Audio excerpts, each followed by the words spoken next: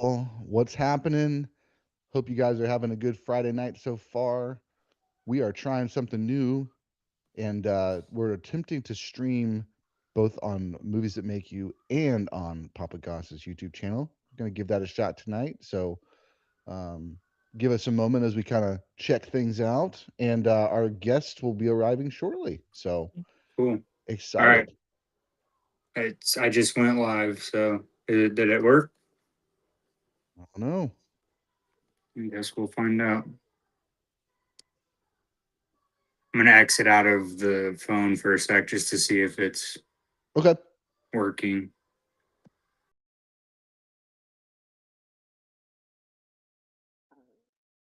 Yes, we are trying new things. We got a lot of stuff coming up. We got the live stream tonight. We're watching One Cut of the Dead, so grab that where you want, streaming or whatever. I actually got the Steelbook Blu-ray. Super stoked for that. Got it on Amazon, so we're going to be watching that tonight, and we got more coming up. But next, let's welcome in our guests. What is happening, y'all? Oh my gosh, it's good to see you guys. What's Oh, it's happening? great to see you as Good well. to see you. Can you turn up the volume a little bit, Eric? Yeah. We are live and going. We are streaming over on the YouTubes. How have you guys been? Doing great. Love the shirt, by the way. Absolutely. Absolutely. Josh has got his on too, so we had to show the support for sure. Badass. Yeah, Much appreciated. absolutely. It's been fun seeing you guys doing some of the behind the scenes stuff and posting about your Screamify situation, and excited to hear a little bit about that tonight. Hopefully, you can share a little bit of nuggets with us. That'd be great. Absolutely. Would love to. Okay. Cool. Can you guys hear me? Yeah, Yes. Okay. sounds Cool. good. Yeah, I don't know. I think it's not gonna let. I think if I'm in the phone one, it's not gonna let me do it on the computer. So Okay. that's all right. Did you check and see? So we're trying a new thing tonight. With Riverside, we can stream to multiple destinations. So we're trying to stream to the Movies That Make You and Papa Goss's channel. Oh, Um, nice. so Well, we're we've trying to never give that a done it shot. before, so we're like, we're Google searching, and I was on there when it started, but then I closed the one on my phone, and then I went away. So I just joined again. Yeah, I think Yes. it's okay. Technical issues are the yeah, Google is my technical assistant as well. Does a exactly. pretty good job. But Yeah, it's the PA, right? You know. yeah, that I've been using ChatGPT too, which I found to be pretty like it's like it seems like it's just a really powerful Google. So like, if I'm like I can't find something that's kind of esoteric, I could plug that in there and be like, okay, give me all the best Google answers for this thing. Mm. And that kind of redirects me wherever I need to Mm. go. It's also been extremely helpful for technical problems, like really weird, obscure technical problems that I used to spend like I don't know, 3 hours diving through Reddit, like, holes and crannies that like three people have posted on like, 6 years ago because there's a random problem with a random layer in Adobe After Effects that's interfering with a different layer. And it usually just comes down to I've clicked the wrong button somewhere along the way. And, there's a, or I hit the cap locks is on or something stupid like that. Yeah, for sure, for sure. Well, cool. Well, we are trying to do this double stream. Just a quick plug, because we are doing a live stream in like 2 weeks. That's gonna end up being like 7 YouTubers all at once, and we're doing a prep for Texas Frightmare. That's coming in. They're all going to that Friday. So on that Tuesday, we're going to be trying to do a Texas Frightmare prep episode, with all these con All goers the and channels. all the channels. It's our first time trying to do that, so we wanted to kind of test out how does it work to stream to multiple destinations tonight. So fun That's stuff. awesome. Yeah, that's gonna be sick. I like the new terminology too. At least I haven't heard it before. A prepisode. Yeah. Yeah, that's kind of I kind of Yeah. coined that Spring because coined that. because I was talking about like we're preparing for a movie, and it's a prep episode, and I'm just, well, let's just throw the throw it out there. So This is so random, but it made me think that there should be, y'all should do an episode coming up where you talk about your favorite Johnny Depp movies, and it should be a Depp-isode. Whoa. Man, that Mind is blown. that is a good idea. Mind blown. That'd I be would tough. like Johnny to- Depp has so many good movies. Yeah. I know, right? And in the horror vein, Secret Window, From Hell. I mean, two Mhm. absolutely fantastic ones. The Ninth Gate. Kate? Ninth Mhm. Gate is also Yeah. that's horrifying. Sleepy Hollow is another Sleepy one. Hollow, Sweeney Todd, which I know is a musical, but still, like it's an epic story, and you know, Tim Charlie and the Burton, Chocolate Factory. that is Oh horrifying. wait, no, that was just scary Absolutely. I don't know. I Yes. mean, that could easily be a horror story. Yeah, no, Tim Burton's version was definitely. I only watched it when it first came out, and I was like, "What is going on in this?" But I also like the original Willy Wonka. Is like Yeah. I grew up, watching that movie pretty religiously. So when that version came out, I was like, "This is not the Roald Dahl version that I remember." It was Yeah. fantastical, but it was a little trippy. Yeah. Yeah, that Tim Burton one was. I mean, I love the sets, and obviously Tim Burton brings his own style to every movie Right. he does, which is super iconic.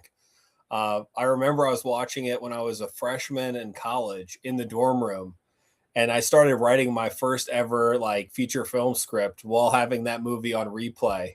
It was like a Bigfoot movie. I don't know if I got past like 60 pages at the time, but like that was at the time it seemed like a huge accomplishment. Heck yeah. Yeah, no, Yeah, for he sure. went I mean, I think Johnny Depp just went I think he made him go a little too weird instead of like because obviously like that's tough shoes to fill. Like Gene Wilder is so iconic in that role.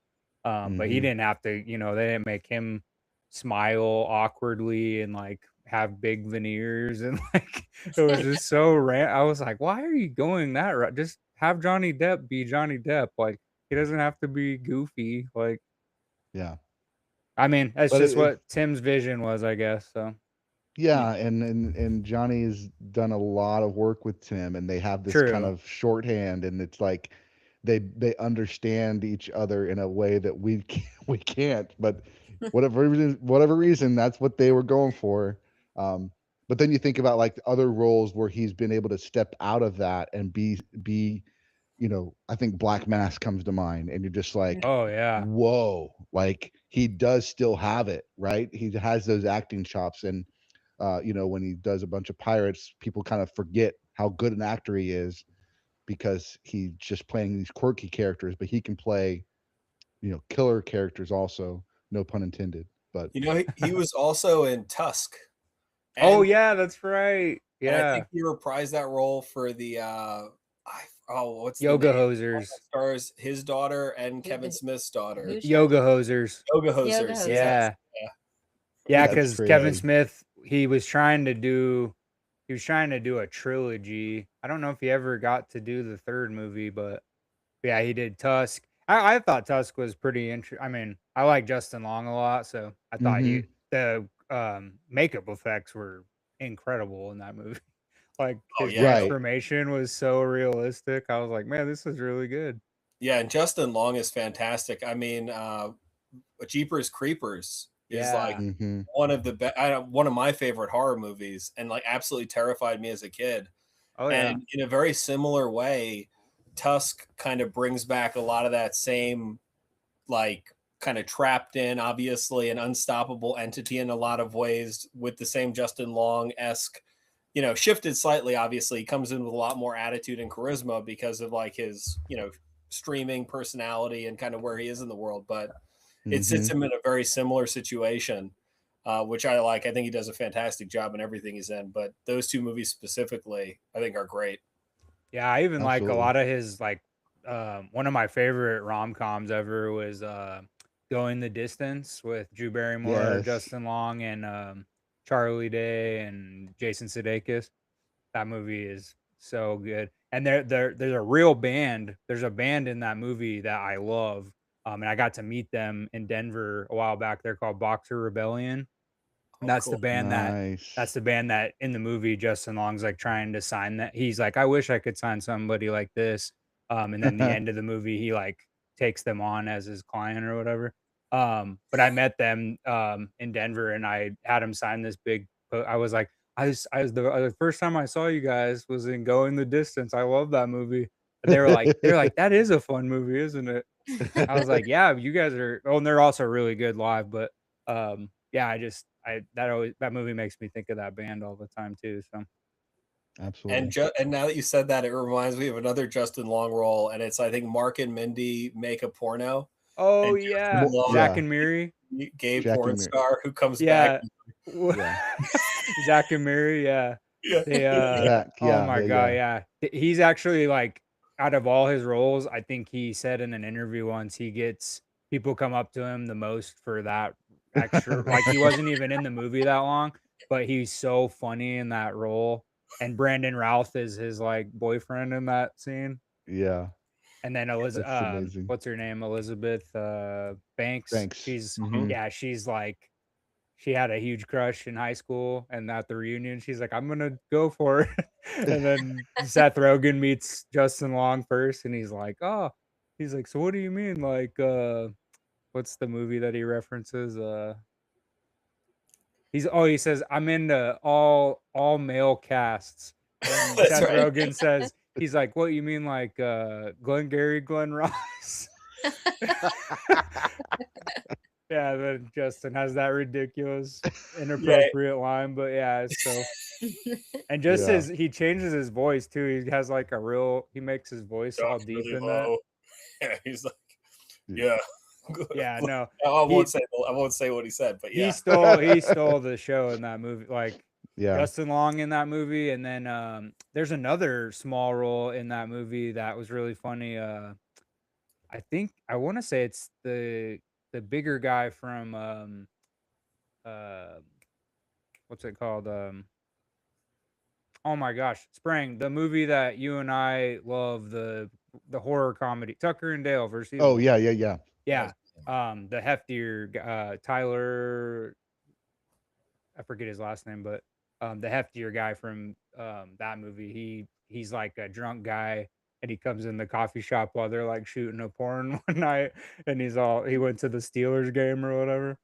And he's like, yeah, Ben Roethlisberger, yeah. But there's like two naked people just on the thing.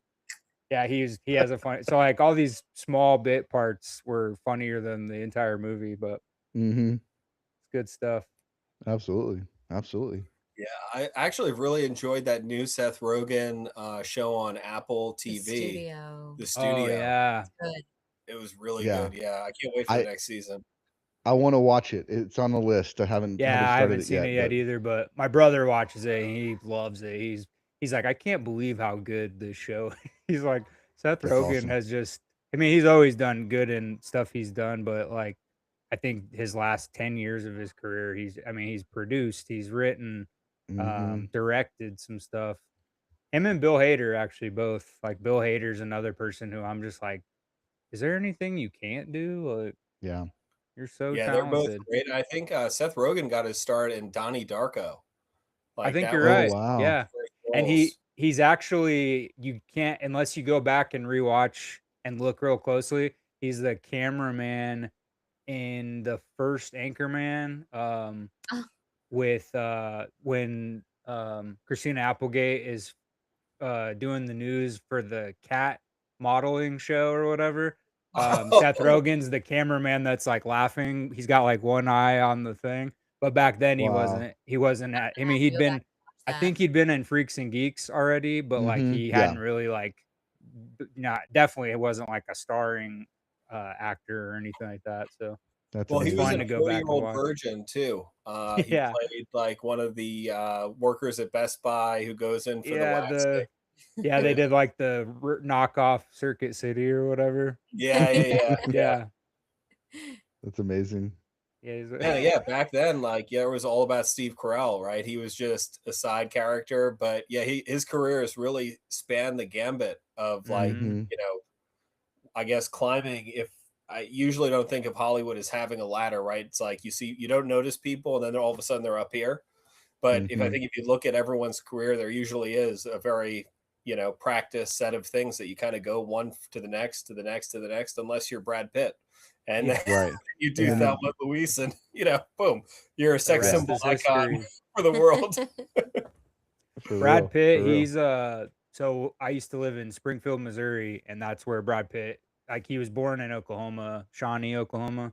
But his family moved to Missouri when he was like almost about to start high school. And he came to town. He was dating Jennifer Aniston at the time, and they used to come to town to little Springfield, Missouri, all the time because his brother was like a tech guy, and his brother lived like right up the street from us. He had this like gated neighborhood, and he did a movie premiere. It came to town. We had this tiny little theater, and he did a movie premiere for Meet Joe Black, where he's like an angel or whatever. Yeah. Such a good movie. And then it was really funny. So my dad at the time, he was working for MCI, which isn't a company anymore. I remember that company though. Yeah, my dad was like he like ran a branch in Springfield, Missouri, so he was like a big shot there. And one of his coworker friends, their wife went to high school in Springfield with Brad Pitt, and Brad Pitt asked her Wow. out, and she turned him down.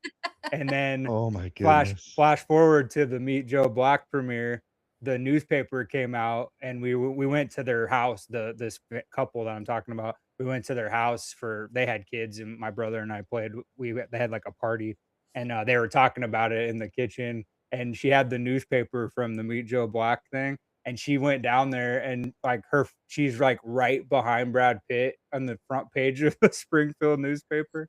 But she was like, she's like, yeah, I didn't know he was Brad Pitt at the Yeah. time. He was just nerdy Brad Pitt at the high school I went to, Kickapoo That's High School. amazing. That's where he went to high school, because that's where I was gonna go, and then we moved out of Springfield, so I almost went to the same high school as Brad Pitt, but Had you not moved, you could have been the next Brad Pitt.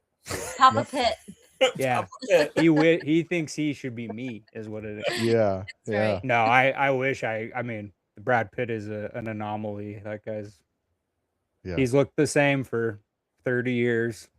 I don't And think he's he's a ever gonna phenomenal change. actor that's had so many good movies. Oh So- yeah, he's just so so. many I mean, So he many. he takes every role. I hear he's really like, I've never heard people that have worked on movies with him speak ill of him. Right. I know he's real serious, but he's also like, he likes to have fun and stuff. So Yeah. Yeah, I've He's good. heard some stories from in interviews when they talk about Quentin Tarantino and him talking about a script. He went to like Brad Pitt's vineyard or something, and I think they finished like 6 Yeah. bottles of wine. Or Yeah, that was for Inglorious Bastards. Before Yeah. he, Nice. yeah, Quentin tells that story. He's like, yeah, we just got super trashed, and then I was trying to show him this. I think he signed up on accident. I think I don't think Brad they hadn't even finished talking about the whole script, and they got too drunk. But then he was like, He that signed night he's anyway. like, I'll do it. I'll do the movie. And so then he was in Inglorious Bastards. So There you go. I mean, Nice. although who would say no to Quentin Tarantino? Oh, It's like, absolutely. Seriously. like he's the guy. Well, So- especially that Maybe film, Paul like, Dano. Yeah, Paul Oh, Dano. that's true. Maybe Paul Dano now. Yeah. You know My what mom though? is from East Tennessee, and when Inglorious Mhm. Bastards came out, she was talking nonstop about how perfect his accent is. She was like, it's not an easy accent to completely nail, and he just absolutely killed it. Oh, Yeah. Brad Pitt. Absolutely. yeah. Yeah. Yeah. Oh, yeah. And Inglorious Bastards. Gorlami. Gorlami. Italian. I think that's one of Second my best Italian. that's probably one of the Quentin movies I've probably seen the most, just because it's so good. Like the Yeah. opening monologue, it's really long, but it's Yeah. serious, but it's funny. When they start pulling out those pipes one by one, and like what's his name? Hans Eli Roth? Landa, Christoph Waltz, when he pulls Oh. his big he's like, do you mind if I smoke as well? And he pulls that huge pipe out. And it's such a serious scene, and you're like, oh my, you're so tense, but like he Mhm. just is so good. And then that Fassbender scene, the Oh, bar the scene. cellar. I could watch. That's one of my favorite scenes in cinema, because it's like you're stressed Mhm. out. You're like, what's gonna happen? Are they gonna get found out? And then like it's such a long scene too, and the build up in it is so good. It's And then even that, better upon rewatch. Now that yeah, you know, Mhm. like the moment where it just yeah. all like it goes to shit, right? Well, Right. because Yeah. what's her face is really talented too. Diane Kruger. Kruger. Kruger. Yeah. Yeah, yeah, she's So really good in that scene specifically. But And yeah, it's even fun. like the movie theater scene at the end. she Yeah, to broke kind of her see leg him. Oh, go ahead. What? I think she was mountain climbing. mountain climbing rather. Yeah. Yeah. I love that like he tested out the idea of kind of having this uh fictional ending to this kind of very like real story and then kind of switched the ending. And then he went on to do that same thing in Once Upon a Time in Hollywood where he's like Yeah. playing with history and giving the audience what we want to happen in this movie. Right. This is what we want to see happen. We don't want to see how it really ended up in real life. And so it's just it's a cool vibe that he kind of set up with, I think, with those two movies in Yeah.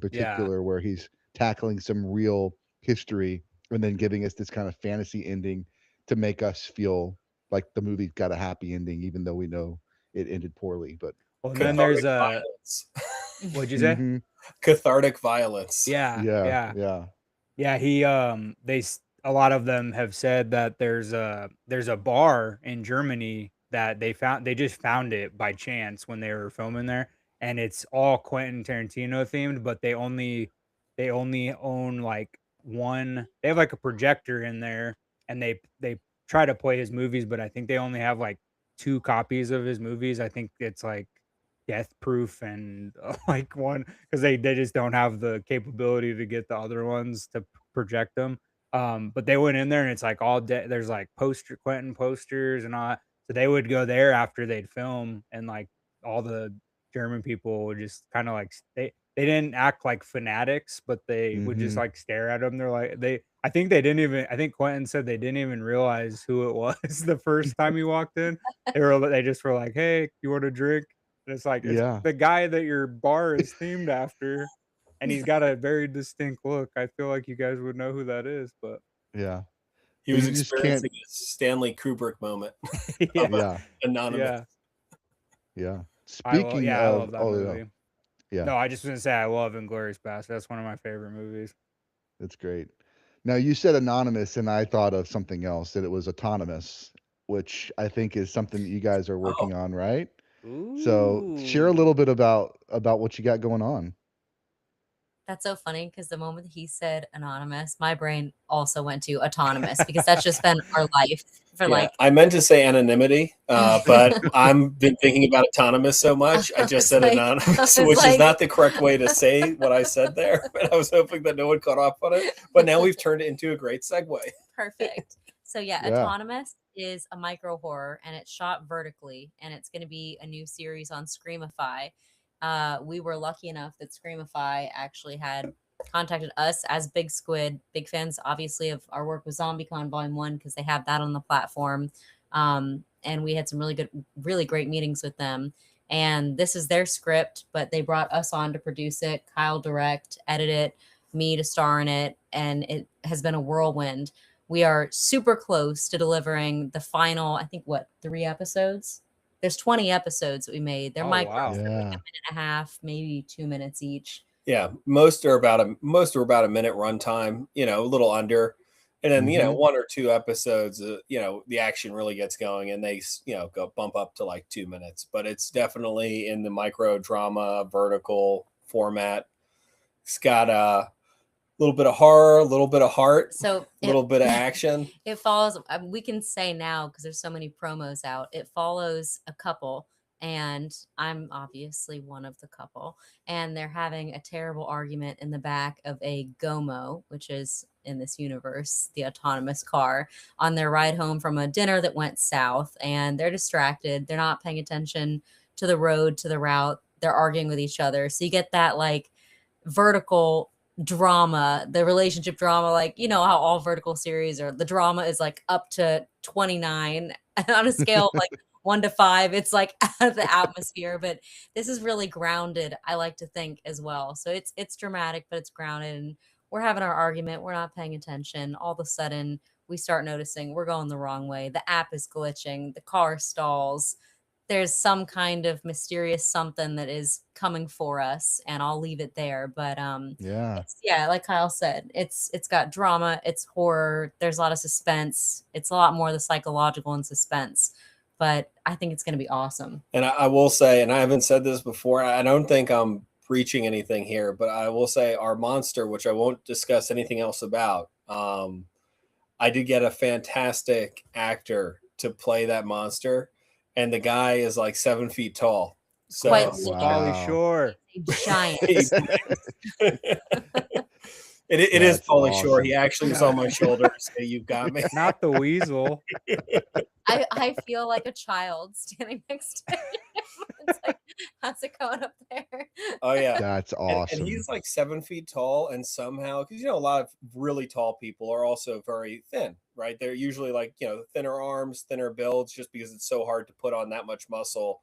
Same reason why professional bodybuilders are usually sub 6 foot, because it's hard to pack out a frame. I don't know how this guy has got like my size shoulders on a 7 foot tall body, so the proportions are totally correct. Wow. But it's just like a wall of a human being that you're like, Dang. hi, how are you?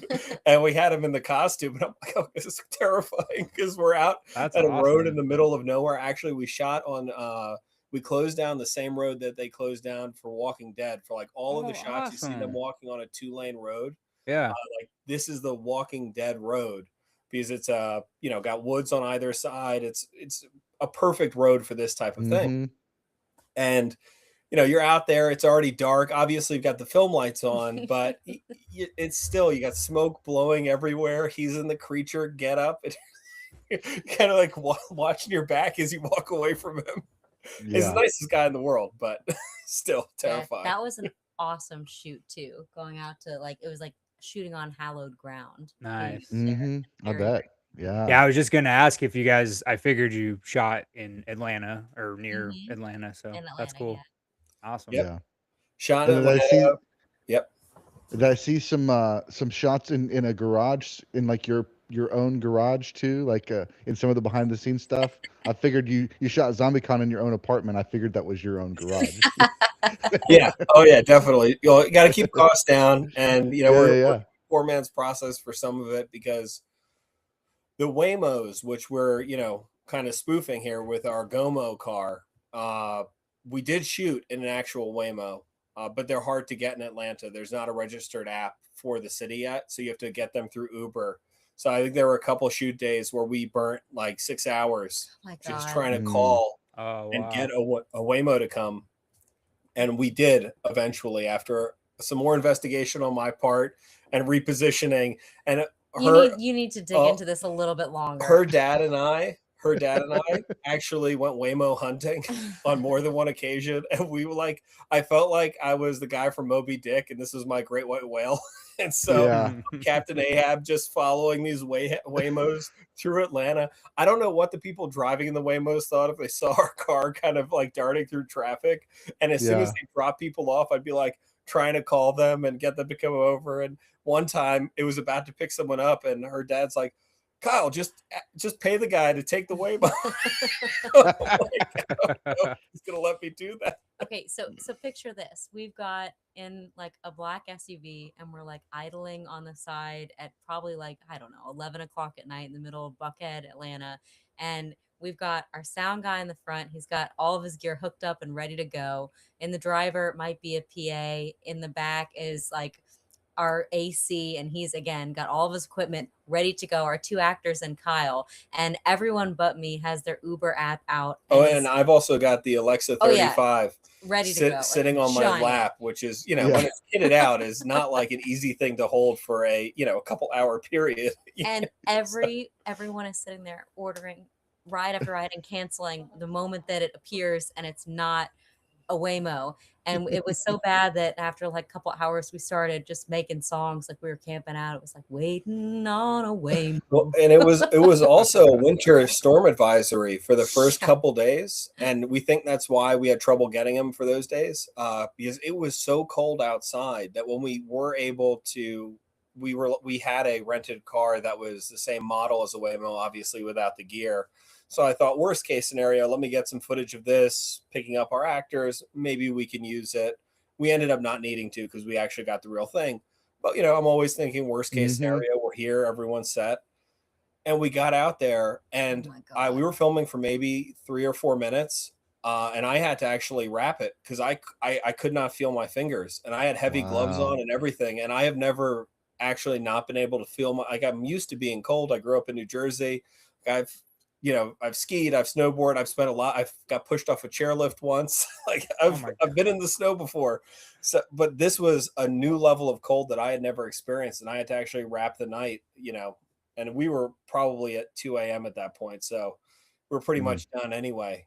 But yeah, it was, all filmmaking. It was a little, heck little of a part, shoot. exciting, harrowing. If it's an adventure, it's always like boarding a vessel to a new land.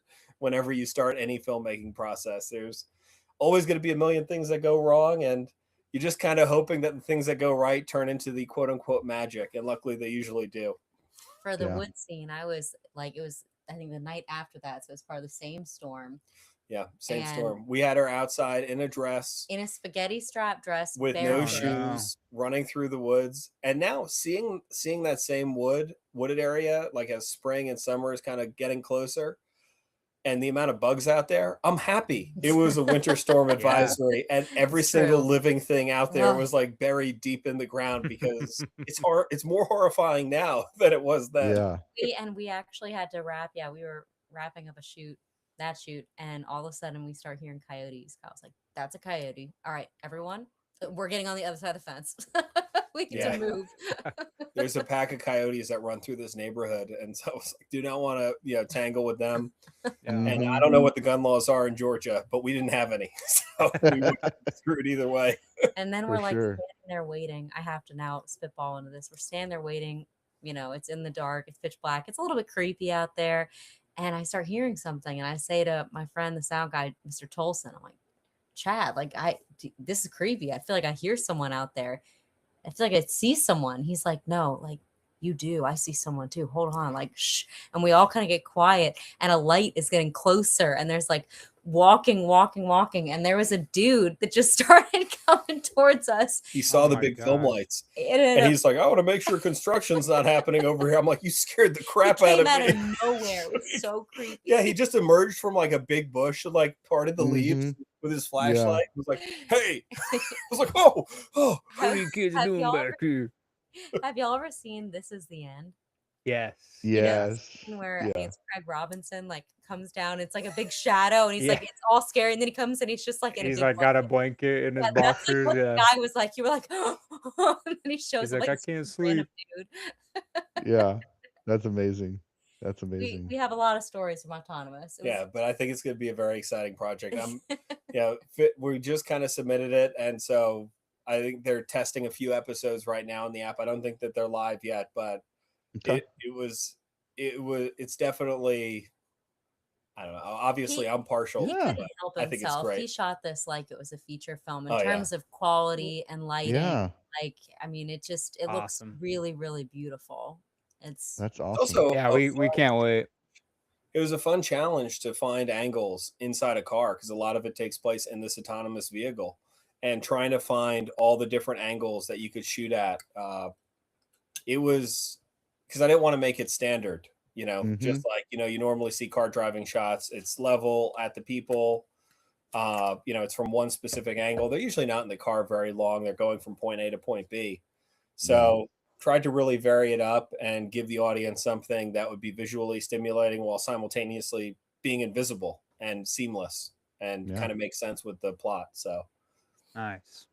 That's awesome, man. And we for the audience too, Streamify, you can actually watch ZombieCon Volume 1 on there now as well. Hey, and they just added a horror buddy, which is something new they've coined, where they have for ours, it's a woman named Audrey Nightmare, I think. I'll have to double check that, but she's awesome.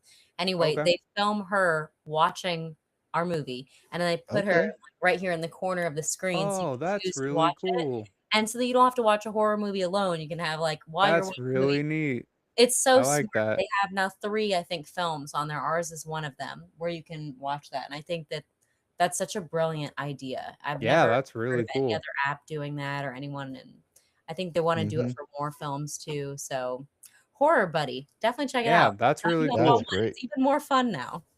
Yeah. Yeah, no. Yeah, I can't wait. I've been watching all the stuff you guys have been posting and Streamify's been posting. It's really exciting. So Yeah. And you know, we met you guys because of your work on ZombieCon Volume 1 and hi, Zombies. Pokers. You've been on our episode. We did a prep episode for 28 Years Later, and we talked about your favorite zombie films. And one of those films that you guys brought up was this one called One Cut of the Dead. And so that's what kind of inspired us to, hey, let's put it on the books and let's get you guys back and do a live watch of the movie, and just kind of as we're watching, we're just chatting, you know, like we're sitting on the couch together and just hanging out as we're watching this film. But before we jump into the movie, like share a little bit about what made this movie stand out and it means, you know, why it's impacted you guys the way that it has. So I found this movie because my dad recommended it. He found it like probably a couple, I don't know, maybe a year or two after it came out in Japan. Had heard the news about it. We were in post production on ZombieCon, and he had said, "You got to check out this film, right? It's a lower budget zombie movie. It's supposed to be really good." He watched it. He loved it. He wouldn't tell me anything about it for obvious reasons and the twists involved. And I kind of was, all right, yeah, I'll get to it, but I've got to finish the thing I'm working on first. And I've just, was in total workaholic zone. And it was like a year before I really took any time to do anything for myself. And he had sent me the DVD at about that same time. And he's like, look, watch it. Just trust me. Mm-hmm. And so it's got all this build up. And usually when people build up movies, I'm like, and I think I steered you guys wrong with the newest Avatar movie. I shouldn't have built it up at all. I should have been like, no, it's terrible. I think when you build things up, it's Double-edged sword. it's hard to like live up to that expectation because you build it up in your mind as being this, perfect movie or something, and nothing is ever perfect. But I started watching it, and at first I'm like, well, this is, whatever it is. It's not nothing. Like, I'm working on something. And then the twist happens. You're like, holy shit, this is really good and really smart. And I absolutely love what's happening here. And Nice. so it was the like kind of year-long period leading up to the watch. And then the experience of kind of going through the roller coaster of emotions. And then for the first time in a long time in the post-production of ZombieCon, letting all of the quote unquote filmmaker in me fall away and just enjoy a film. And that, at the time, which is that was how I grew up watching films. I never disliked any film. And then you start making movies, and then you're in your own head, your ego's involved. And since then I've been able to banish this part of me because I'm a movie lover first and foremost. But this was like the movie that broke that spell and allowed me to like just enjoy cinema again for what cinema is. So it holds a very special place in the pantheon of films that I've accumulated in my mental stores. Yeah, and I was right there with them. So my story is very similar, but I will say watching it and with the twist, it just felt like such a breath of fresh air, and it felt so fun and so unique. And I felt, especially since we were making our zombie movie at the time, it felt like there was such a kinsmanship there. Like I really felt like I knew them. It was awesome. really wonderful watching it for the first time. And like Kyle said, just going in blind is what we, of course, all, once you've seen it and you're recommending it to people, just like, do not look it up ahead of time. Know nothing about it going in, and you'll have the best time ever. Yeah. Well, and I have not seen this movie yet. Josh, you've seen it, haven't you? Yeah, just once though. Once, yeah. I just got my Steelbook copy like a couple weeks ago. So yeah, me too. Amazon was running a deal. We got the Steelbook, One Cut of the Dead. So it's beautiful. It's mine's wonderful. up on my spinny Madoo up here. There you go. Yep, yep. That's what you were doing. I was like, what is he pointing at? Oh, I have an idea. Nice. So yeah, we're gonna start the movie here, guys. And we're just gonna kind of watch it. Like I said, I haven't seen it before. I think I already had the twist. I know the twists already, but that's okay. It's gonna be. I'm gonna enjoy it. I'm gonna take it for what it is, because I'm sure it's gonna be great anyway, right? Yeah, Like I think that'll it's be a great nice. movie. Gotta have So all minds watching the movie. So yeah. So if everybody's ready, we're gonna start it here and just I'm gonna hit play and we'll count it down. Everybody ready? Oh yeah. Aaron, can you? I've got Mr. Whipples here. Yeah. Would you mind hitting play on that? Oh yeah. All right, here we go. Everybody ready for a 3 count? Hold on.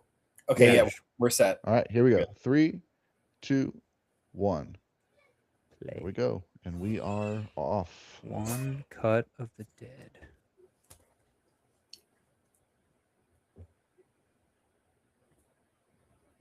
Nice. And again, a huge thank you to Kyle and Aaron for joining us this evening.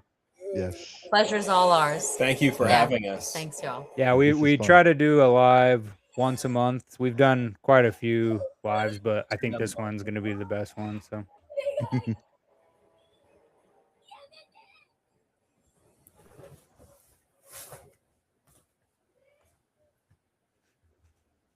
we did The Revenant recently, and that was like it was like 3 hours long. We love that movie, but we're like, oh my god, does this movie ever end? I forgot. Oh my god. I hope someone said "eat your heart out" at some point of the. Yeah. Well, Yeah. we didn't have a ton in the chat to begin with, but like by the end of, I mean, we didn't end until like past midnight, Oh my Yeah. god. and I think we had one person watching. We were like, thank you for, thanks for sticking with us. We forgot how long this movie is. Yes.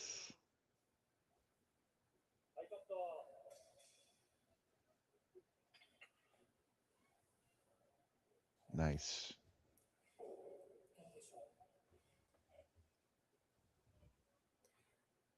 It's very funny watching this back. It looks very similar to a lot of our sets. Like this amount. Oh, of I'm sure. film and Yeah. this- Especially now, now that you have a lot under your belt too, probably feels very similar. Oh yeah, and the Mr. Tolson, our sound guy. This sound guy in the movie kind of, very different but very similar.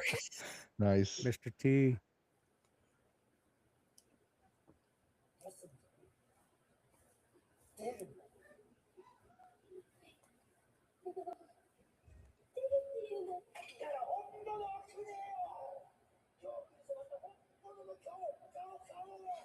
I do not scream at the actors like that. That is not reminiscent. No It's okay. way. It's okay. Everybody's got their own niche. Yeah. I come from the acting background, so I try to be very Oh, careful, right. because I've had a Sympathetic, director yeah. scream at me before for a commercial, and it was the worst experience Come ever. here, Matt. Hi, pup. What's your dog's name? Mr. Whipples. Mr. Whipples. Yeah, I like that. I was doing a he's web very dignified. I was doing a web series shoot like when web series were just starting to be a thing. This is way back like 2012 in LA, and it was with actually a pretty big director at the time, and it was probably one of the only times that I've heard a director like lose it at us on set. And it wasn't specifically me, but a couple of the cast members didn't know like 15 pages. They weren't off book Wasn't 15 it Tom pages at Holland? once. Yeah. Tom Holland. Yeah. Oh, And- Child's Play? Yeah. Holland? Yeah. Oh my gosh. Wow. Yeah. Yeah. Not Spider-Man. No, we Yeah, just yeah. talked about that in an Look. episode with Zeke. We had Yeah. I think it was the Mario episode recently. We started talking Yeah. about Tom Holland, and I was like, I bet you didn't know, Zeke, but there's actually 2 Tom Hollands. There's Yep. actually That's a right. director Tom Holland, and then there's Spider-Man Tom Holland. And then I- I did Complete a opposites. Spider-Man meme with Tom Yeah, Holland and with Tom all of Holland them. and Yeah, You're no, Tom Tobey exactly. Holland. Maguire. Who's Tom I gotta Holland? say, like, I don't feel that he was in the wrong for getting mad, because like I think he was financing this whole thing himself too. And it Oh, was like right. only a quick like couple days shoot. It was a very indie set for who he was directing this, but it was only a couple of us as well, like acting in it, and a couple of the actors weren't 15 pages off book. It's a lot of dialogue, and he was shooting rapidly, and he just lost it at one point, I think at one of the girls, and I felt so bad for her because I wasn't getting yelled at, but I still felt a little bit like a Mhm. kid being Right. Yeah. scolded. It was like, But that's also your job as an actor. I mean, speaking from Autonomous, which we I just did, where know. we had to shoot fast, 30 pages of dialogue, and both actors, Aaron and our male actor Dominic, who's fantastic, were completely off book and let us do full runs for master shots of like the entire 30 pages. it was like when being in a needed. play. Like we did it Yeah. from start to finish, like if we needed every single time. Yeah, you guys did a fantastic job, and that's look, being an actor is fun, but knowing your lines, that's your job. Coming from the producer side, it is funny because like I can step completely out of the actor role because I was like maybe, I don't know, 21 at the time or something. I can look back now as a producer and say, oh, come on, like you got hired over all those other people. Yeah. Like we only have 2 or 3 days to shoot this. You've been obviously working on your character. You should be completely off book and be ready for anything. It's I can I see feel it. like some of those older directors, like the older they get, they become crabby. Like that's how a lot of people say what was the oh my god, what is his name? The guy who ended up taking over Island of Dr. Moreau. They made a whole documentary on that whole Mm. movie, but the original guy who did Hardware, the movie Hardware, Stanley something or Kubrick? No, I'm just kidding. no, this guy is real. The documentary is fantastic if you've never seen it, but they talk about all the craziness that was behind the scenes with that, with Marlon Brando and Mm. Val Kilmer and whatever. But the director who came in, John Frankenhooker, is that his name? John. I don't know. I'm vaguely familiar with the story. I've watched a documentary on it. Might have been even the same one, but the name is totally escaping I me. can't believe he has a weird last name, but yeah, that a lot of actors have said over the years, especially later in his career, he was not very nice just because he wasn't very nice. So What's I the? wonder. I know there was another similar documentary. It might even- Frankenheimer, not Frank. I'm an idiot. Frankenhooker. That's not a real Frankenhooker last That's a name. movie. That's a sounds like the movie, but parody of that guy. Frankenheimer. Anyway, go ahead, Kyle. which is that movie that was set? And I don't think I've seen the movie even, but it's like a ship that's going down a river, in the middle of like the jungle, and they actually sent the ship down the river, and It's not African Queen. No, but it was like they like actually had the director, and like there was a problem between the director and the cast, and the tribes people working on the film offered to kill the actors for the director. Was it Eli Roth's Oh, oh I my think gosh. this is The, Jesus. Green Inferno? Yeah. Was it Green Inferno? Eli Roth? no, I think it's an older film. It's like 80s, maybe 70s. Oh, but okay. So a little bit older. Yeah. it was a huge, like, I don't know. The onset story was just insane. I mean, the fact that they actually sent a full size ship down the side of like this mountain into the river, which was super dangerous to Mhm. begin with. Like they had all these kinds of. Oh, was it River Wild with Yes, Kevin Chris Bacon? Waldo. I think that's it. 1982. Directed by Yeah, Warner Warner Herzog. Herzog. I believe that's it. Okay. So this says during the chaotic production in the Peruvian Amazon, the relationship between Kinski and the local Machuenga, I don't know how to pronounce that, people who were hired as extras deteriorated due to Kinski's erratic behavior, temper tantrums, and insults. The offer, a chief from the local tribe offered in all seriousness to kill Kinski for Herzog to restore peace to the set. The reaction, Wow. Herzog declined the offer, stating in his documentary, My Best Friend, that he needed the actor to complete the film. Yeah. That movie, I remember now people would come in and vaguely they would like every once in a while they would ask for like a Klaus Kinski movie. It said, yeah, this included dragging an actual 320-ton steamship over a hill in the jungle without special effects, mirroring the obsession of the character. Dear God. Can you It's imagine only being on the film 320 set? tons. What is Oh that my like? God. It's like 20 That's elephants. just Oh my God. that's just a ship. That's Herzog crazy. acknowledged that he exploited the real tensions on set between Kinski and the indigenous extras to fuel the hatred shown in the film. Yeah, I heard Klaus Kinski is like he's just a wild one. Oh my God. That's crazy. Well, Oh, and yeah. Herzog, I mean, he did like We're gonna that get going. documentary, The Grizzly Man or whatever, where like they do literally dies by the hands of a bear in the documentary. Have you ever seen that movie? No. Yeah. No, like Yeah, the I've seen final that. sequence, it's real. It's all happened for real. But a guy literally gets attacked by a grizzly bear and dies on Oh, that's camera. horrible. And They yeah, don't show it, but they yeah, they yeah, they they go away from but like that's what happened. The guy died, so very crazy. But yeah, Herzog's that guy's a nutcase too. Well, speaking of people Oh, dying, yeah. Oh no, Sprang, how you doing? I'm good. I like Yeah, how I was bright the fully red engaged with blood is that. on the shirt. yeah, it's Mhm. great costume design, right? It's a Yeah. very muted set.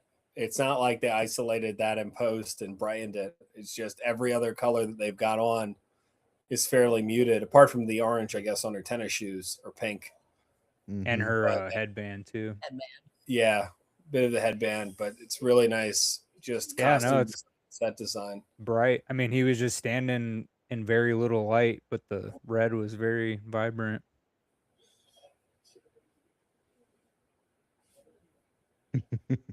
It's so I know this great. came out, I think it was in like 2017 or so. Yeah, But for some reason, when I first watched this, even I felt like this was like early 2000s feel. yeah, for sure.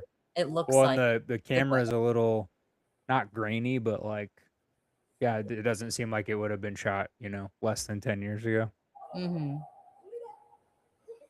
I've always felt like Japan and America have a great synergistic union with arts kind of flowing back and forth between anime and cinema, and I just always find their creative work to be absolutely stellar. I know that there are a number of other creators from all over the world. I think most people find themselves in America. It's why you've got British actors starring in American movies. It's not like really there is a British cinema scene, right? But a lot of those Mhm. individuals work kind of back and forth with America.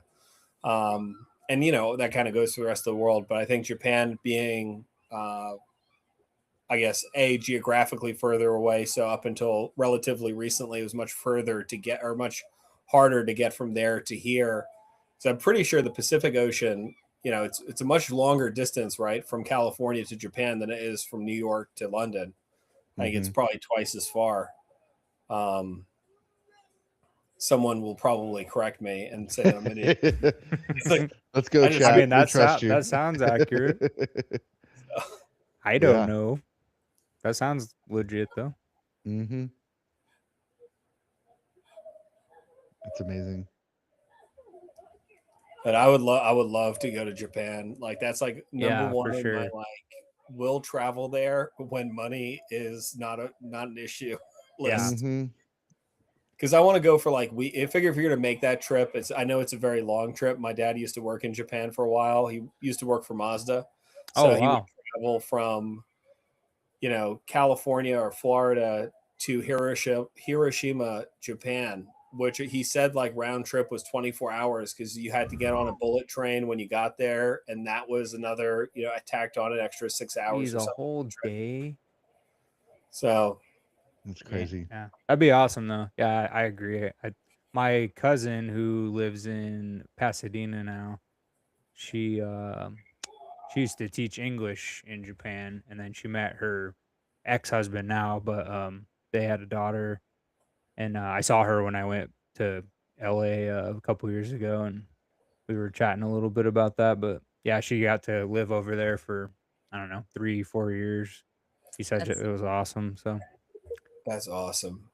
I would Oh, like to go there as well. I think they did Star Wars Celebration over there last year or the year before, which looked really cool. I watched all the YouTube live stuff from that. And I was like, man, that looks like a lot of fun. And when you think about Star Wars, right? You think about the whole Jedi Order, heavily influenced by samurai. Yeah. Oh yeah. Even Darth Vader's helmet, it's come out as like very much a samurai-esque helmet. The robes, the way that they conduct themselves, like they're kind of, Bushido-esque code of how Mhm. they operate, all heavily influenced by even the way they hold their lightsabers. I was gonna say Especially that, in the yeah. first one with a two-handed sword, kind of hold. It kind of gets away from that, right? In the later movies, as it gets more, flamboyant with the one hand and all that stuff. But you look at that original fight between Obi-Wan and Darth Vader, and it's very similar to two samurai squaring up with each other. It's pretty cool. Yeah, Funko put out some new Star Wars pops, and they're called Star Wars Impressions, and they're all like Japanese style. So they did like Oh wow. Boba Fett, they did a Darth Vader, they did a Kylo Ren. I think they did Cad Bane. Yeah, they did like 6 or 7 different ones, but they're really cool 6, looking. 7. Dang Sorry. it. That was my fault. Sorry, everyone. It always happens with spring. Like we just recorded with Zeke. What was that, last night? We did Yeah. Mortal Kombat episode. Mortal Kombat episode. Yeah. And I got a 6, 7 in there. And Zeke's like, don't say it. Don't say it. Yes. Oh man. Well, and you think too, like Star Wars Visions, which is the anime inspired, like it's all anime versions, different styles of anime, Star Wars cartoons that they released. They've done 2 seasons of that, but each of them have a different style of that kind of Japanimation artwork. So it's really, really cool. Yeah. What do you guys think of the new Disney CEO? I don't know much about them yet. Who was it again? It was DeMarcos. Oh, Josh D'Amaro. Yeah. Yeah. It is March 2026. Okay. Hold I it. guess Iger's out. Yeah, he was head of Parks, I think, before this. Yeah, that's right. And so it'll be, honestly, I think that, I think Disney would be best served to have like a creative as the head of it. Like, honestly, my vote, this is going to come as a big shock. James Cameron. Right. I mean, I'd be willing to take the job. I do feel like my qualifications might be somewhat limited, but I would be willing to take the job. You wouldn't turn it down. But I think if you put, and James Cameron would never take the job, right? Of course, Right. like anyone who's at that creative level, why would they want to lose their autonomy to run, a lot of a creative company? But also, you got to work with the nuts and bolts of international marketing, and I'm sure a million things that are not fun to do when you're running a company of that size. Yeah. But I'm always hopeful that the next guy that they put, or a gal that they put in that seat, will be kind of the one to rejuvenate the creative culture that they had, especially when I was growing up. I think we got very lucky with Lion King and that kind of era of movie. Yeah, the 90s for sure. We were spoiled. Disney was at its peak. You just made me think of a fun, like satirical type movie, or I guess like a metaverse, where James Cameron is running Disney and Spielberg at the same time is running Universal. Oh man, that would be awesome. That would be so interesting. Park Wars. Yeah. Oh yeah. Well, we would all benefit. We would have the best movies. Like, can you imagine both of them putting their thumbs on every single piece of movie and TV show that was put out there and being like, "No, do it better. Do it like this." That would be nuts. Doesn't Warner Brothers distribute all of Nolan's films? They used to. Yeah. So yeah. When what was it? What movie of his came out? Well, it was Tenet. Tenet, they wanted to release, right? Because it was during the pandemic, and so he was really against their whole, let's put him and Denis Villeneuve also were very upset during that time because they were like, we're gonna put Dune Part 2 and we're gonna put or no, Dune, the Tenet, first Dune, and then yeah. Tenet. They're like, we're gonna put them straight to streaming because like the theaters aren't really, they're barely open right now, and they then were he like, took, no, we don't want that. and then he did the same with Oppenheimer, where Yeah, he did that outside of Warner Brothers. But then Warner Brothers re-released Tenet in theaters to try to win him back. So I don't know what Odyssey. Honestly, I haven't seen which studio is releasing Odyssey. I will say that both Tenet and Dune, two of the worst possible movies to watch for the first time on streaming because their sound effects and sound design yeah, like operate so much in the low frequency that I don't care if you've got a subwoofer or like a 5.1 system, unless you've got $50,000 to $2 million to $20 million worth of sound equipment, in your home theater, you're not getting the full experience of what you'd be getting at an IMAX theater or something else. Like the washing off of the camera lens. Yes, that's amazing. I just put it together that the camera guy that is a person. Like the camera guy that we're watching is also a person in the movie. Like, because it was just kind of showing us. He's like doing a documentary of the behind the scenes, something. Yeah, well, and those movies are so epic too. Like, you don't want to watch them. I mean, no matter what you just said, no matter how good your sound system and theater setup is at home, like, you don't want to watch Dune for the first time, not on a huge screen. Like, that's not fun. Yeah, and speaking of that sound design again, because I'm sure people will be like, well, I've got headphones, I can hear everything, and it's the interesting thing about sound and working with it so much, especially in professional dubbing studios. I mean, people will probably know this even if they don't think about it. When you're in a theater, it's not just about getting all of the sounds auditorily. It's about the fact that the sound frequencies actually vibrate your actual body. So you yourself are vibrating and your entire system is changing because of that sound. And it allows great sound designers and directors in unison to kind of work together to really custom design a feel that you genuinely cannot get anywhere else until they, offer sound technology at the same pricing that they do TVs. Now, when they come out with a sound system that can simulate that for $1,000, like you can buy like a 70-inch TV, I don't know what that future is like, but I think I've looked for a lot of very cheap options for sound equipment for my own little studio, and nothing is nothing with sound is cheap.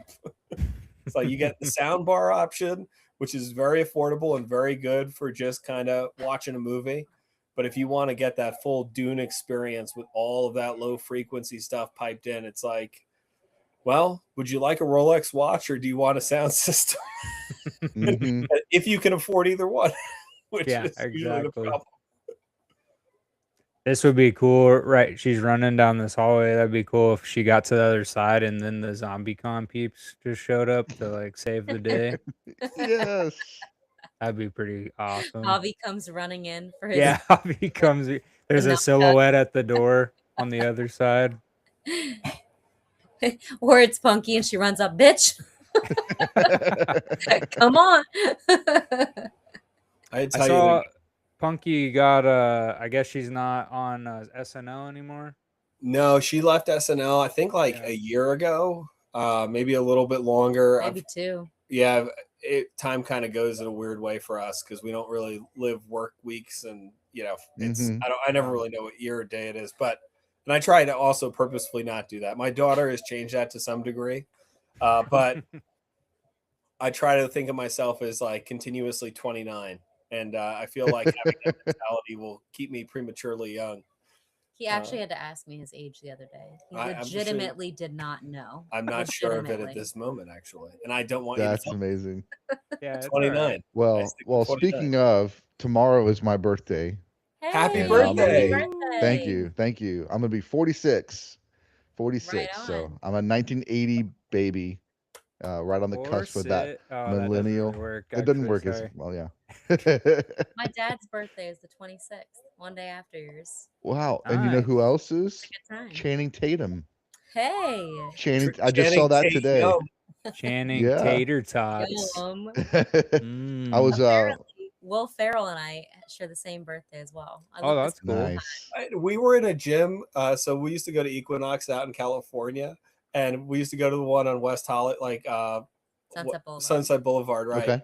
And it was like in my opinion, it's like the best gym you could ever It's go very to. posh. But no, it's just a fantastic gym. a very good I've gym. been working out since I was 12 years old. Like, I'm very partial to gyms and the way they're set up and the way they're handled. And I used to work at a gym. I cleaned the toilets. I put the weights away. Like, I feel like if you're going to invest in something in your life, invest in a great gym membership, because you're investing in your health, and whatever money you spend in that gym membership, if you use it, you'll Mhm. save in medical bills and, just life enjoyment. All You'll that have is true. So and it that is all posh. being said, we're at this gym.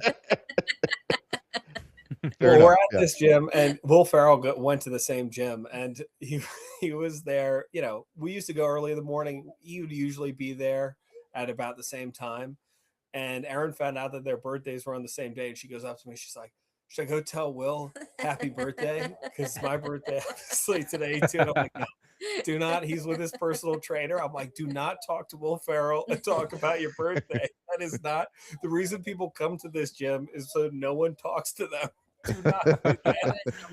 I wanted to go and use the free weights and like do some curls, like nothing serious, but everyone was there was one free spot and it was next to him, and like this gym is packed and no one is taking that spot, and I really wanted to get my free weights in, so I go. Mhm. I'm doing it, and I just in the back of my mind was trying so hard not to start laughing and doing like from Zoolander Blue Steel, like some Right. kind of Yeah. ridiculous face, like as I'm sitting there pumping. It was so Looking in the mirrors. yeah. Nice. See if he Yeah. notices. I was there one day and I was working out, and we saw someone walk in with a bunch of paparazzi following them, and I wasn't sure who it was, because it was, we were just gotten out of the elevators and they were all walking in. I'm doing my workout, and I might be wrong, and if I am, I apologize. Feel free to call me out on social media. It'll help sell more ZombieCon. But I see this woman staring at me from the mirror, and I'm like, kind of like, person looks familiar, but like, from what I could tell, like, the ellipticals are, in the back, you've got the free weights in the front of most gyms, and there's a mirror in front of the free weights. And I'm like, who?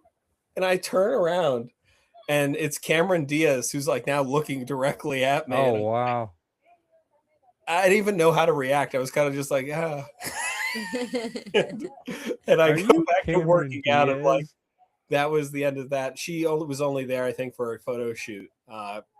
Call the paparazzi, tell them, hey, I'm going to the gym, because I never saw her there before or since. I Mhm. remember that she looked like she was like 30 years old. It was Yeah, insane. Oh, I'm That's sure. Yeah. Yeah. Insane. My friend, my old neighbor, he's a little way younger than me. He's probably, I don't know, 10 years younger than me, but he went to school out near like the USC campus for a little bit, for like a year. And he would go play basketball nearby at like this park, and they'd play pickup games. And one night he texts me and he's like, "Dude, you'll never believe who pulled up to like play basketball with us." And I was like, "Who?" And he's like, "Adam Sandler." And I was like, "No way." Because like we used to goof around and like make stuff up. So I'm like, "You're messing around. No, that didn't happen." He's like, "No, I promise you, this big SUV pulled up. He got out of the back and he's like, 'Hey, can I?" Because like you've heard that he plays pickup games with people. And so yeah, he just showed up, played like 2, 3 pickup games, got in his car and left. And I was like, "That's so cool. You played basketball with." I was like, "Was he?" I know he's really good. And my friend was like, "Yeah, he was doing." I mean, I think he was like half playing, but it was still fun. That's cool. Pickup game Dang, an axe to the head. at Mhm. I went to the University of South Carolina, and while I was there, Jessica Biel filmed a movie. This movie has never been released, and it's a political movie that they shot a lot around the state capitol and stuff. And it was a really high profile movie. There were a ton of A-list celebrities around the campus, but for whatever reason, Justin Timberlake was there, I guess because he was married to Jessica Biel at the time. I don't know what their relationship status is, but he was playing basketball with a bunch of people at the gym down there, like the, college gym. And so one night after, a night of drinking and stuff, I was like, well, I can't drink that much and eat that much pizza and not go work out the next day, because I'm like, I feel like, crap. And I'm like, I've got to take my life back. So I wake up super early. I'm in the gym at like, I don't know, 6 a.m., 6:30. And this is at the same time that all this filming is going on, and Justin Timberlake's in the gym, and all these other A-list celebrities are walking around, and everyone's seeing them and talking about them.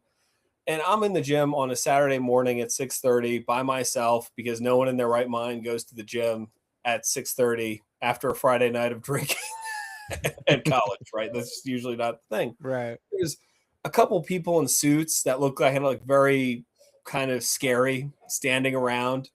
And there's one attractive lady in the gym on the other side. I can't really tell any more than that. There's an attractive person on the other side of the gym. So I start working out, and I'm like looking at this person, and I'm like, I know this person. I'm like, she must be in a sorority. But I mean, this is a perfect opportunity. I should go introduce myself, because I don't remember their name. So I start walking towards that person as I started to see like people closing on me, like in these big suits. And I'm like, what is going on? And I get probably like 10 feet away, and I'm like, my brain started to work again, because like, I guess the drunkenness from the night before was wearing off. And I was like, oh yeah, I used to watch Seventh Heaven like as a kid. That's Jessica Biel. Like turned like abruptly. Yeah. And I was like, I was about 10 seconds away from being like, hey, what sorority are you in? Yeah, right. She's like, gooey. Yeah. Gooey, actually, in a closed loop on that. We were friends with people out in LA, and I won't go too much into it, but the person was, they worked in the big studios, and we were invited for a screening of a movie that had never shown, that the person who owned it was trying to sell around town. And that movie we watched at this person's like home theater was the movie they shot in Columbia, South Carolina. Nice. Oh wow. Moment. And that's great. Which is South Carolina is like a big lot of actors like live out, like I know that's where Danny McBride moved to, because he didn't like Hollywood anymore. So his family, they all moved out there, and he told a story on, I think it was Jimmy Kimmel one night, because Jimmy was asking him like, oh, how is it living in South Carolina? It's like probably a lot quieter and stuff. And he's like, yeah, we love it. He's like, I got a random phone call one day. And it was the person on the other line said that they were Kanye West. And I was like, what? I'm like, no way. And then it actually really was Kanye West. And he's like, hey, Danny, I know you live out there. He's like, we're trying to fly out there and like, go out on the lake and have fun and stuff. And he's like, okay, sure. Yeah, come on out. So Kanye West shows up in like a private jet or a helicopter and with like 5 people, and hangs out with Danny McBride at his like little house out in South Carolina. But super random. That's where they filmed the new Halloween trilogy too. Because Danny co-wrote the scripts with David Gordon Green, and I think David Gordon Green actually lives out there too, but they were like, well, let's just film it here. I mean, we got everything we need to make it like Haddonfield and all that stuff. So yeah, it's an underrepresented state, like I guess in the domestic side of things. Like no one ever talks about South Carolina, but having gone to school there, especially in Columbia is like I think it's like the perfect place to go to school in terms of experiencing all of America life within a manageable bubble, because it's a state capital, right? It's got the biggest airport right there. You've got malls and restaurants, a downtown that's both set for the college kids and a downtown for the working professionals, i.e. the bars you can get into with a fake ID and the bars you can't get into with a fake ID. But you have like this great microcosm of everything America offers, all in like this tiny, very safe, very affordable place where they still sell like dollar beer nights and dollar pizza nights. And, you know, you can get like 30 kamikaze shots for like, you know, 15, Oh, 17 man. bucks, you know, Throwback. but it was a fantastic experience. And for some reason, it's never talked about. You always hear about Florida, California. Everyone Yeah. hates on New Jersey, my home state, obviously New York. But, you know, even I think Ohio is talked about way more than South Carolina. Obviously, Georgia's talked about more. Yeah. And the only reason I ever hear about it in the news is like Bill Murray made an appearance at a random party in Charleston or something. Yeah. Because of one thing or another. Speaking of Bill Murray, I had he went to Regis University in near Denver, Colorado. I actually used to have an apartment like right down the street from that college, and I didn't know he went there like back in the day. So they had a reunion, I guess, there's this place next to the Rockies Stadium, the baseball team downtown called Jackson's Hole, and my friend Rhiannon she texted me. I was working at the video store, and she's like, "What are you doing right now?" And I was like, "I'm at work. What's going on?" And she's like, "So Bill Murray's at this bar because they're having a Regis University like reunion, and I guess he went there. So like, I want you to come." She's like, "Can you get off and like come down here and like pretend to be my boyfriend so we can like say so we could try to get into this bar and crash this reunion?" And I was like, "I wish I'm the manager. I can't just leave right now." And she sure enough, like I called her after work. I got out like an hour and a half after she called me, and I was like, "Hey, I'm out of work now." I was like, are you still down there?" And she's like, yeah, he already took off into downtown somewhere." She's like, "I did meet him though. I had my other friend meet up with me, and we got in, no questions asked, and we met Bill Murray, and he was like really cool." So I was like, "Damn it! Of all the nights, I could have hung out with Bill Murray." That would have been epic. I know. I've liked his career for so long too. So I'm just like, man, what a bummer. So, Sprang, what do you think? Pretty sweet. Also, Spring, could you give I a think it's timestamp too? I think it's not over. That's I think I didn't know the twist, that the twist is the twist, but I knew something, but something else is going down. That's what I think. Oh, You might be on to I something. mean, I see credits rolling. I mean, I Right, can't. right. I'm like, we're 40 minutes in. Like there's more to Sorry. it than this. It's time to end the live stream. It's been fun. What's the do you have a new timestamp, Spring? I don't know how to pull it up on my Oh, you're Just good. watch the screen. No. Yep. We're at 37:05. Yeah. Okay, perfect. Yeah, I accidentally hit a button earlier, so I'm like 30 seconds behind. I was messing around, telling stories. I liked how it felt like it was one cut the whole time, and then even the big like crane or high shot, like it still remained all in the same. That's fun. Now it's present day, and they're at the ZombieCon apartment.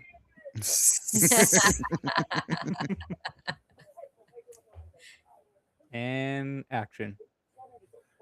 Those cities are so, I don't know, there's something dystopianly like romantic to me about the big Japanese cities. Like it's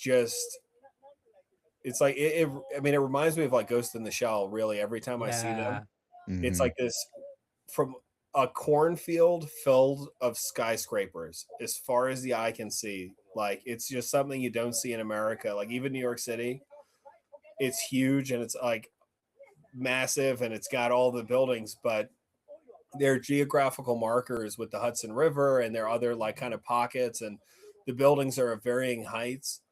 And like these, and I've never been to Japan, so I can only look at it from the view of like someone Sure. who's seen it on video and like, you know, for movies and YouTube videos and stuff.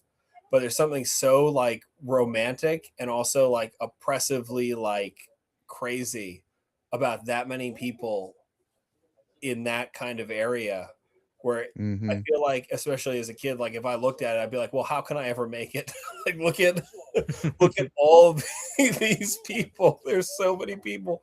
But at the same time, it's so freaking cool. And it's like, I don't know. I don't know why I've got like this absolute love for it, to experience it, to like be a part of it, to walk through the streets, to explore. I would love to have like 2 years just to explore Oh Tokyo, yeah. every single nook and cranny, every single store. Maybe Especially not like every single day, Tokyo, like but that like Times Square type thing in like Yeah. Tokyo or Shibuya whatever. Crossing. Yeah, that would be. I mean, you see it in movies all the time, and I'm sure in person it's just like I've been to the regular Times Square a few times when I was a kid, but and I thought that was awesome. But I can only imagine all the bright lights and stuff in Tokyo. I'd be like, oh, this is so cool. I love how they also integrate their art with their cities. Like, when Jujutsu Kaisen did the Shibuya arc and stuff, and they had like this whole, I'm not sure if you guys have watched Jujutsu Kaisen. I've But just seen bits and pieces, but I do want to watch. I've been trying to like set aside some time so I can like watch some anime. My son just got a new therapist at ABA therapy, and his name's Wyatt. And yesterday he was wearing shorts, and I saw he had a tattoo on his leg of like two cards, and they were from Death Note. And so he was like talking all this anime stuff, and I was like, he's like, yeah, you should start with this, and like I have a bunch of friends who love anime, so like I was like, yeah. I wanted to talk to him today. I wanted to be like, hey, dude, check out ZombieCon because I bet you'd like it. I don't know if you like horror, but you love anime, so it'd be pretty cool. Well, Death Note is fantastic. And in terms of the Shibuya crossing incident, like in Jujutsu Kaisen, Japan like actually took iconography, and I'm not sure how this worked out from the people who made the film, or if it was like the government who did it, or it was a combination of the two. But in this spot, like there's a very significant thing that happens in the story, and I won't spoil anything by saying this, but there's a cursed cube, right? That's got eyeballs all around it. That's buried in that's like impossible to move, and is buried in the ground at one point in this subway tract, or by the subway track, like on the thing. And they actually did that, right? So like people and tourists and just regular fans of the stuff could walk around and be like, oh my god, that's the thing. In the same way that like, if Disney went to Times Square and like, put some Avenger stuff up there, or dressed one of the buildings up like Stark Towers or something like that, Right. like, and like actually brought that creativity into our real world just for fun, just to like be able to play with it. Like they've got life-size One Piece statues throughout the country of like golden statues of all the characters. Just it's so cool how they take the art that's beloved not just by their own people but by the entire world, and they integrate it into the cityscape so that everyone can enjoy it. And it's, I don't think it's just a tourist thing. I think it's just so people who are fans can have like a physical marker, it kind of like the ultimate thing of like physical collecting is like putting something like that in your city. Yeah, that's really cool. That is cool. I love stuff like that. Connor really wants to go to Japan. That would be his like bucket list item. So maybe one day. Hey guys, I'm thinking we do we do a group trip to Japan. We could stream. I count like it as it. a business expense. I gotta Apparently form we an could turn it into a LLC movie. Yes. We'll just do it all. We'll do it Soderbergh style. We'll just do it on an iPhone. On an iPhone, yeah. It'll Be be like, the segment that's yeah, the I could put script this that out. you- Hey, I'll bring my camera. I have no problem. I've already held that thing so long. Like I'm good for, a 3-hour stretch at a time, and then maybe a 20-minute water break. Maybe we'll think of an idea and you can pitch it to Streamify. There we go. Yeah. Be like, look, we went on a trip, but we actually came up with an idea. And here's a little snippet we filmed. Well, we could take a page out of Tusk's book, right? Yeah. We'll call it the tuna. The tuna. And maybe Justin Long's character from Zack and Miri can make a cameo. Justin, would you just do this one thing? He does Comic-Con sometimes. Like I know he was at Texas Frightmare Weekend. I think it was 3 or well, no, it wouldn't have been when I was there. 5 years ago, maybe, like right after the pandemic. He was one of the guests for Frightmare, but there's some good ones this year too. I don't know. I don't know who I'm gonna. Warwick Davis is high up on the list because he's just Hmm. one of our family favorites around here. Yeah. Yeah, he's awesome. Yeah, we love Willow. We named our bigger dog Kaya from Willow, the like Princess Kaya. Oh, Nice. Yeah, we Did you- love Willow. Did you ever see the HBO show with him? Oh my God, Life's Too Short. Yeah. I was just talking to a friend about that show the other day because actually we might have talked about it on an episode too, but yeah, it is. I cannot believe it never got a second season. Me One of neither. the Johnny funny. Depp makes an appearance in that show too. Oh, I know. The Johnny Depp episode. I think It's called a Depisode. a episode. Yeah. Well, and it was so like you can watch that whole. It was only like 6 episodes, but they're 30 minutes long. But Warwick is amazing in them, playing himself. But the Johnny Depp episode, the Liam Neeson episode, and the what's it? Oh, Helena Bonham Carter. That episode, I was crying. I was laughing so because it's just so ridiculous. The Johnny Depp episode is so what a genius. Like he got a role as like a troll in a upcoming movie, and I think I think they say it's a Tim Burton movie or whatever. But then it has a joke inside of a real life event because Ricky Gervais produced that show, and then he's in it. Him and Stephen Merchant, and he has that famous Golden Globes where he was just like trashing all those actors, and yes. Johnny Depp was one of them. So Johnny Depp gets to be in the episode and actually meet face to face with Ricky Gervais because Warwick's like. He's like, I'm actually heading to his office right now. And he's like, oh, can I join you? And then he like shows up and Ricky's just like speechless. That's amazing. But yeah, Johnny meets Warwick at he pays him like, I don't know, $15,000 something to come to a hotel room. And I think in London or something. And he wants to like just see how he like sits down and Johnny's got like a tape recorder and he's like fascinating because he's just like studying up to be a troll and Warwick's just like so confused. He's like, what? He's like, yeah, I could. He's like, so what do you eat on a daily? He's like, and Warwick's like, what the hell is going on? Yeah. Well, speaking about, I mean, this is not necessarily funny, but it's also, I know that that's obviously parody and comedy and all that stuff. Right. But going to Jaws, when they were filming the scenes with the actual sharks and they needed to have a little person in the cage, I know that the producer on the film, who I'm not sure what his name was, but he was handling this. It's in a bunch of the behind the scenes featurettes. It's the only reason why I know it.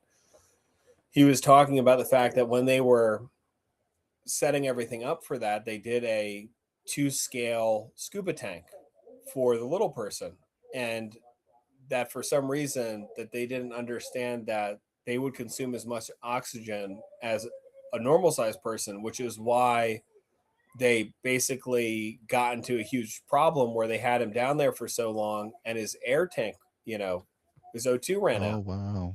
Oh, because yeah, I never they heard basically that. gave him a survival tank. Like it's kind of like the spare tank that you give a diver to, save someone in a desperate emergency. It's not like the actual size, scuba tank.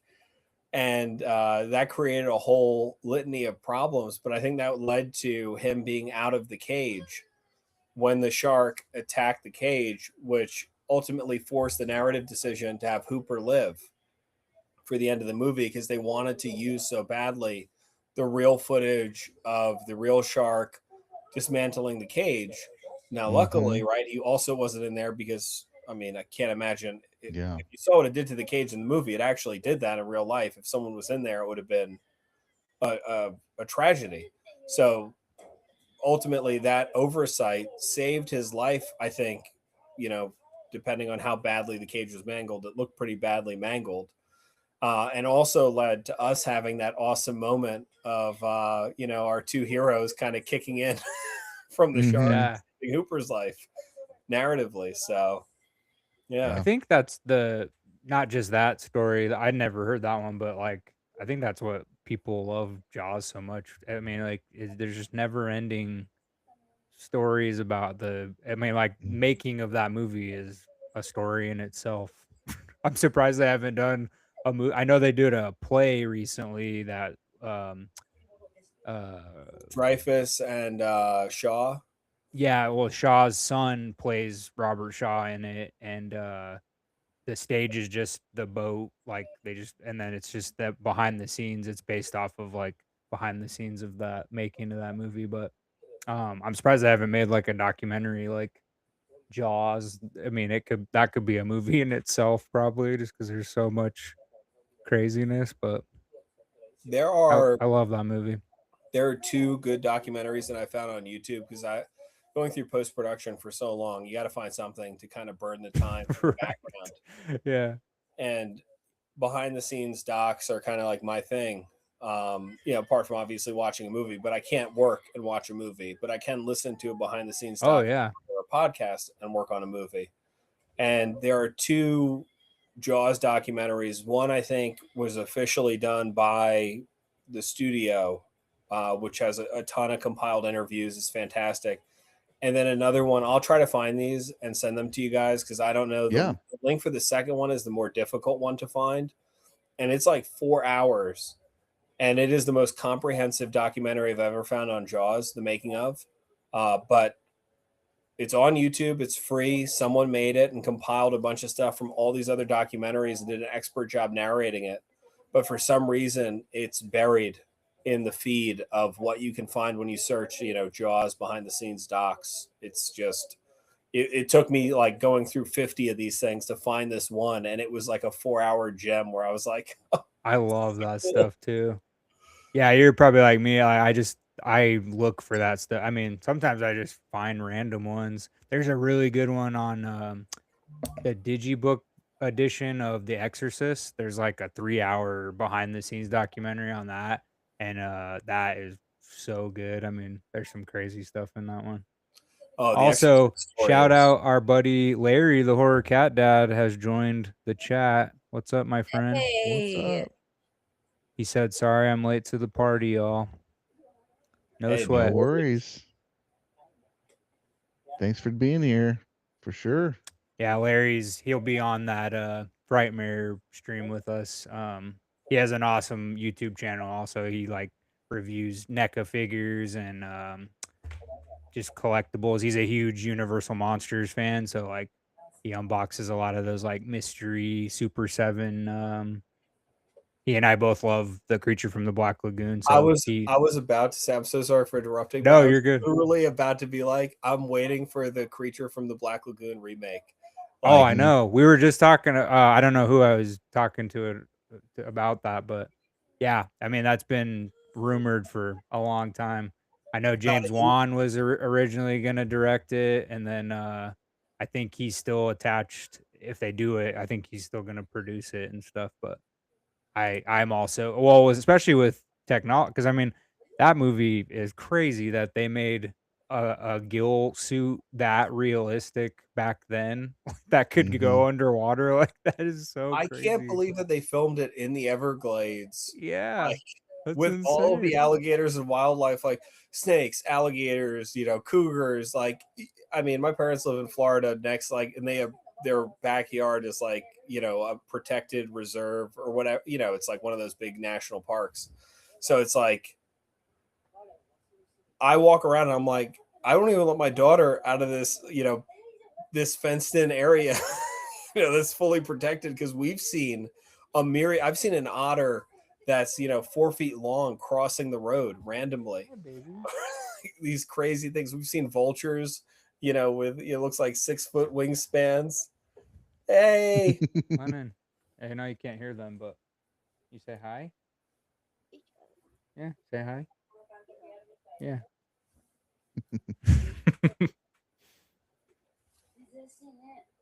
Gonna watch a zombie movie? No? Okay. Nothing really startles that kid. I mean, ever since he was a baby, he like Spirit Halloween. He loves those like the buttons you step on and they're like animatronics like pop out at you and Parachute. stuff. Yeah, yeah. He thinks that's stuff funny. Like I'm sure the employees get annoyed because when we go in there every year, he'll push he's autistic too, so he'll push the same one like 30 times. And they're like, I always have to look at him. I'm so sorry. I'm sure you're so sick of hearing that laughter. They probably hear it in their sleep. I'd Yeah. like to. Oh say, yeah, Larry said John Carpenter because he almost did Creature from the Black Lagoon a long time ago, but that it just never happened. I forgot about that, but yeah, thanks, Larry. I was gonna say, the daughter's wardrobe is full of movie T-shirts. So she had she just had the Shining T-shirt on, and then before that, the scene she had Al Pacino Scarface T-shirt. Oh, nice. So she's wearing all these kind of iconic films T-shirts. That's cool. I think there's a Creature from the Black Lagoon. The guy in the back holding the script. He's got a black shirt with a white print on the front. It's a Creature from the Black Lagoon. Is it? Yeah. Oh, Nice. nice. His dad got our daughter, who's now 13 months, Anya, a Creature from the Black Lagoon toy a while ago, and I just pulled it out, and she's Yeah, obsessed a with plushie. it. She's obsessed with it. That's That's awesome. awesome. It's known as the Creature, and I'll just say, Grandpa got it for you, and that's the word, Grandpa. Right now, she'll just start Mhm. going, pa, pa, pa, pa, pa. She's like, where is he? I want to see him. That's amazing. She's getting Yeah, ready. He's got her on all the Marvel superheroes. Yeah, she knows Oh, all, nice. She knows all their names at 13 months. all the OG. She That's knows all awesome. the books. She knows the songs. The So old but school it's the songs. old songs from the like original cartoons. Yeah. Like when Captain America throws his mighty shield, Dr. Bruce all- Banner, belted by Gallifrey. turns into the Hulk. Baby and glamorous. You know? That's so Like, That's awesome. amazing. So these were the like cartoons that I grew up on. You know, and this is back Mhm. when being a fan of Marvel was not cool. Like everyone in Right. school talked about like sports and all this stuff, and I was like, Yeah. "Yeah, what about Captain America?" People were like, "Who is Captain America?" Like, it was You're like, I got your Captain America right here, Yeah. dude. Get out of my like- way. if I had grown up in today's world, I would have been like a superstar in school. It'd been so cool. I'd been Right? like, "Yeah, so Iron Isn't Man it does this." Weird to think about that. Yeah. Like, I mean, I kind of was because I went to high school. I graduated in 06. So it was like, the early 2000s. Like that's when I we graduated. were starting to get. Did you really? I believe Yes. 06 is when I 06? graduated. Yeah. Nice. Nice. But yeah, like the early 2000s, that was when, Marvel was just getting started and stuff too. So it started Mhm. slowly being cool to like talk about, superheroes. I mean, I've been a Batman fan since Batman was my first word when I was like 1.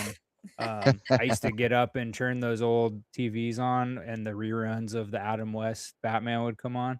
And then obviously Michael Keaton's Batman came out like when I was 1. So all my relatives had a VHS copy of it because they knew when I was coming to town. They're like, we got this for you. So I probably wore all those VHS copies out, but And But see, yeah, I Batman. was from Metropolis because I would not apparently take off my Superman costume for anything. Nice. So I'd have Yeah. to. It was that, and then it was Thundercats. I wouldn't go anywhere without the plastic Lion-O sword. They used to Nice. sell these little tiny Lion-O swords, from like dollar store or something, and I would chew on it and all this stuff. My parents told me that like I would just put it in the back of my shirt, and everywhere I went, restaurants, church, didn't matter. I had my Lion-O sword in the back of my shirt everywhere I went. That's awesome. That's one movie that we still haven't gotten, but I'd love to see if they could pull it off.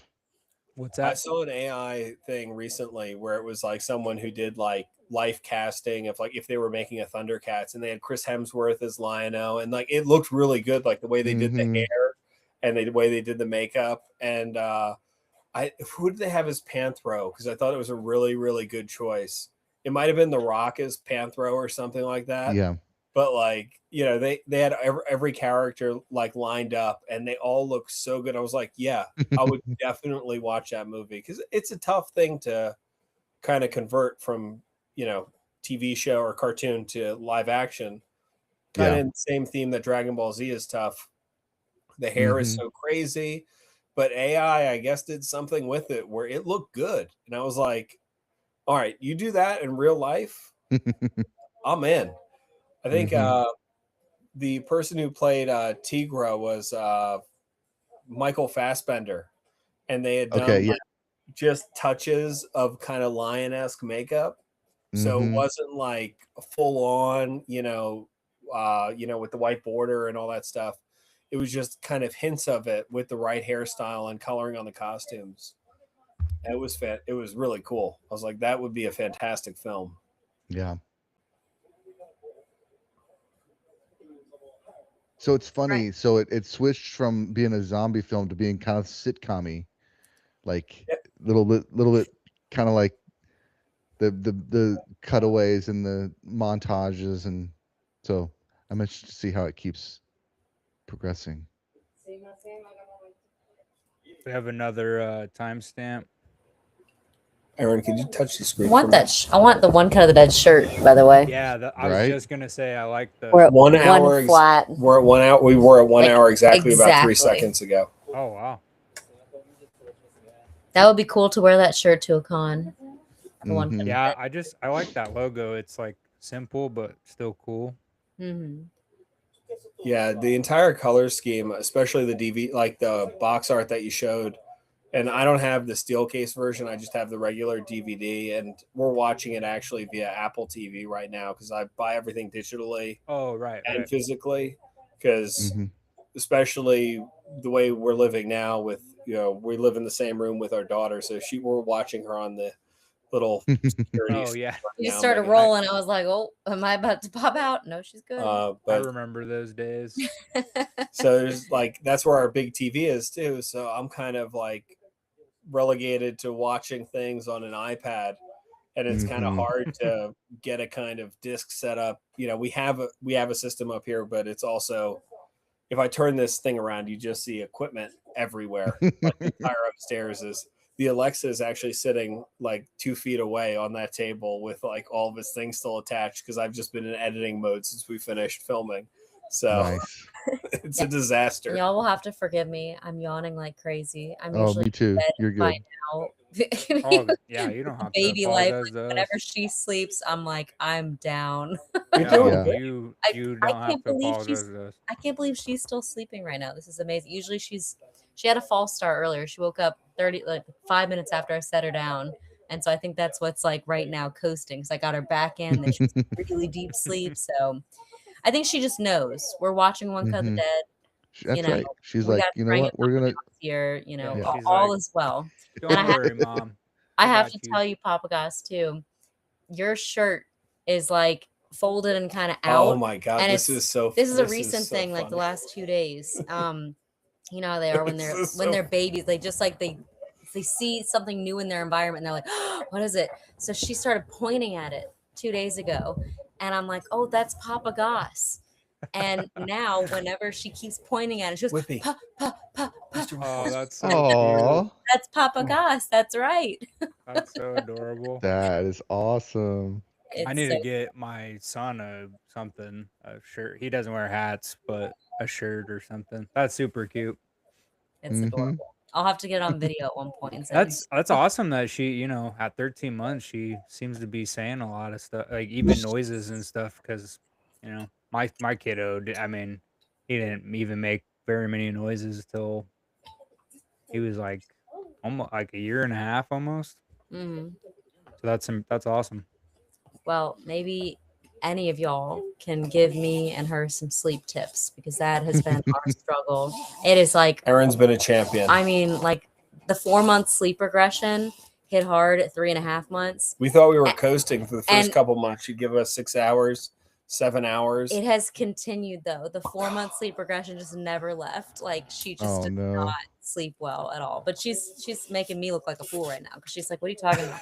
Like, obviously, I'm how? sleepy. Like you're crazy." Well, she sleeps like her dad, and I don't believe I slept a single night through as a kid, ever. I would always Mhm. wake up or have trouble going to sleep, and it was like always have big bags under my eyes, and I don't know why. So sorry. Yeah, I used to get when I was like, I don't know, probably 3 or 4. I used to get like night terrors really bad, like where sometimes I'd be like in the corner, like screaming Oh, scream. My poor grandparents, they both passed now, but on my mom's side, they watched me when I was young while my parents went out of town, and I guess it was so bad when they watched me one time, like they had to take me to the hospital in the middle of the night because I like was just screaming, like I thought something was in the corner of the room, and that's so sad. yeah, I mean, I don't remember any of it, but yeah, and then after that phase, I seemed to do good, and then got into high school, and then I became a night owl, and just like I've been that way ever since. So it's just hard for me to go like early for me is I don't know before like 11 o'clock if I go to sleep, and that's like if I go go to sleep at that time. So but yeah, every once in a while. When my son was doing really good too, like he wasn't taking he hasn't been taking naps for the last like year. And Mm. he was going to bed at like 8:30, 9, and I was like, I didn't even know what to do with my time. I was like, what the heck? And I was even going to bed a little bit earlier, and then he got sick about a month ago, and like Oh. that threw him completely off. So now he's back to like the 10:30, 11 time to go to bed. So It is strange when you get so used to whatever schedule they put you on, and then they throw a curveball, and you're almost like, do I dare believe that this is now the new normal, or is right. this just like a little break in all of it? Yeah. Well, and we just got him on some meds starting yesterday. We're gonna see if it helps his like focus, because like nighttime especially, he'll act like he's tired. Like right now, he's out watching TV, playing on his tablet in the living room, and he looks just like exhausted. But I know the minute he gets in his bed, he's gonna be getting up, playing with stuff. Now he's into you missed it before you guys jumped on. He's like obsessed with Funko Pops now. Oh, So I've been giving him all my like cheapy ones out of my closet, and he just keeps asking for more. And so now our living room is just covered. We have pop boxes. They're out of the box. I don't take mine out of the box usually, but and then so it was physical media. That was what he was collecting first. And so we had a bunch of that in the living room. And now we have that, and I put it in a bin, and now it's Funko Pops or collect just whatever collectibles in general. So I'm like, all right. And Jess is like, she's like, you wanted him to be just like you. I'm like, yeah, I know, but I'm not even this obsessed with Funko now. Like this kid is like, they're all over I keep cleaning them up off the couch because our couch is like a big L. And so he stacks them on the back of the couch. And there's like 20 boxes out there. I'm like, okay, we need to be able to move through the house. We don't want to be a hoarder. I have a confession to make, mainly to my wife here. I got on the Nendoroid website today, oh and I have a cart God. full. Oh, I haven't God. bought an Nendoroid for years, like probably like 2 years. But they do have 2 Kill la Kill, like final versions of Ryuku Matoi and like the main evil. They're come on, very, Aaron. like, and they also have Asuka from Black Clover. He looks pretty cool. How can you say no to that? Asta. Yeah, I hear Sorry, this. I was thinking Asuka. I but- hear this and I go, oh, okay, well, that is pretty cool. That is pretty And cool. we have, And then I just remember all those years of there's always another one that's but wait, they have so and so now. Look They at have the- and it's but look- that look one's cool too. Look at the That's Ryuku cool Matoi too. one, I will. and let me know if I can get that one. That'd be Yeah, nice. like I haven't really kind of stopped with Funko just because like there's a lot of cool stuff still coming out, and there's like franchises coming out now that like I've been wanting for a long time for them to make. But I'm just like, now you guys are they put a new thing out every 2 weeks. And I'm like, okay, I can't collect all this stuff. I'm sorry. If I want to It's a enjoy some losing other battle things, for like a collector because there's so much. The second you get one, it's like, well, wait, now yeah, my collection is this much closer to being complete. yeah, Mhm. I just I don't know. There's just too much. When I'd rather nowadays I'd rather spend my money on like Wait, show that. conventions or This is Oh, that is cool. I Yeah. cosplayed this character for a bunch of cons too. Reagan Oh, did you McAvoy. really? That's Yeah, awesome. Nice. she's badass. It's a great series, Kill la Kill. It's actually an older anime too, but And I have all of her other variants for the Nendoroid. So like there's even a special edition variant where she comes in like like her school clothes and stuff. Like, so this is the only one I'm missing, Aaron, to complete my collection. it's just like film equipment. I swear Until to God, next time, Androids, yeah. Funkos, film equipment. This is the last one I need to complete my Yep. set, my collection, and then it'll have be to collect perfect. the I'll have Infinity everything. Gauntlet. It's a lot cheaper than an O'Connor tripod. So And Androids and Funkos are a lot cheaper than film equipment. Yeah. I'll give you that. I'll give you that. But Yeah. at least with film equipment, you can film the movie with them, so you have that. well, we could do a movie with starring Nendoroids, We kind of like could. they did the Funko Pop. Oh, When So- I was stop motion. like 10 years old, I used to take that little video camera, whatever that was around, like DVR, whatever it was. Oh around yeah, yeah, the little handheld one. the little handheld, and I would take my Barbies and whatever, or even if cousins were around, it didn't matter, and I would make little skits and stuff. But specifically, my favorite was with the Barbies, and it was Summer House, and it had like a whole intro song and everything. And I made sure you never saw my hand in all the edits and everything. Nice. Now you make me want to do one with Nendroids. and you can do it with Anya, and you can use the Oh my, dude, Alexa. Yeah, it's like Yeah. he's pitched something before. This is Yeah. amazing. This is how This- this this is how guy- we're watching a Right. master at I mean, work. it's really That's all right. about Anya's creativity, Right. and this has nothing to do with my personal desire to get anything. because This Anya is really wants to be looking at these females. Yeah. empowering. Those are really goals. cool though. They are. Yeah. They are. They really are. I mean, They that are. whole character arc is pretty fantastic. And It we won't get is. into the weeds on It this, but is. Kill la Kill is a fun. I think Kill la Kill is a great anime to get into after you've been totally bit by the anime bug, because there are a lot of things about it that kind of jump the shark, from the costuming to the general ideology and like kind of story world building. But if you're into anime, Kill la Kill is a fantastic. It's just a fantastic all around fun piece, and if you know the tropes and stuff, it plays even better. That's cool. Kill la Kill is amazing. That Yeah, actually I would re- be an interesting live action one. I'm sure That it'll. It'll be tough. It probably will. It might happen. They seem to be starting to get the hang of like turning them into live action. I haven't seen any of the live action stuff, but I know like, well, One Piece, the TV show, seems to be doing really well. One Piece has kind of broken the curse. Yeah, One Piece is. I watched the newest season, and it was like they do a really good job of implementing a lot of the costuming elements and world building elements into the actual kind of production, as opposed to kind of reinventing it. I think there are certain creative changes that they make that are, more based off of the preferences of the people making the show, which is totally okay, because that's putting your own stamp on it, and that's kind of what it is. I might go with a more like truest perspective in one way or another, but all in all, you really can't complain. I mean, it's as close as you can get to a perfect live action adaptation. The only one being better from my, experience, the Roni Kenshin anime okay. adaptation, which Yeah. is a 3-movie slate, and it's all 3 movies are fantastic. The only thing I would change in those would be the head dressing for the main villain, Shishodo. I forget his name, but anyway, the main guy who's got burns all over, and he's like a super assassin samurai guy. They use like a vinyl head dressing on him because he's bandaged all up, and it would take way too long to actually bandage him.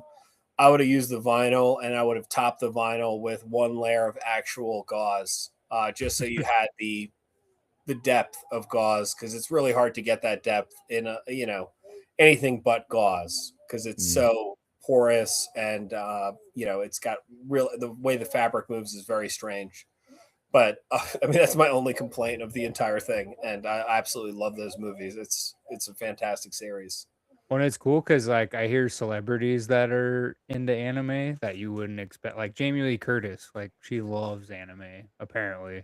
I think she was a lot of fans, or maybe it was her pitching the idea, but she wanted to be in One Piece. And then I forget who got cast instead of her, but she was just at a CinemaCon, I think, and they were asking her about it.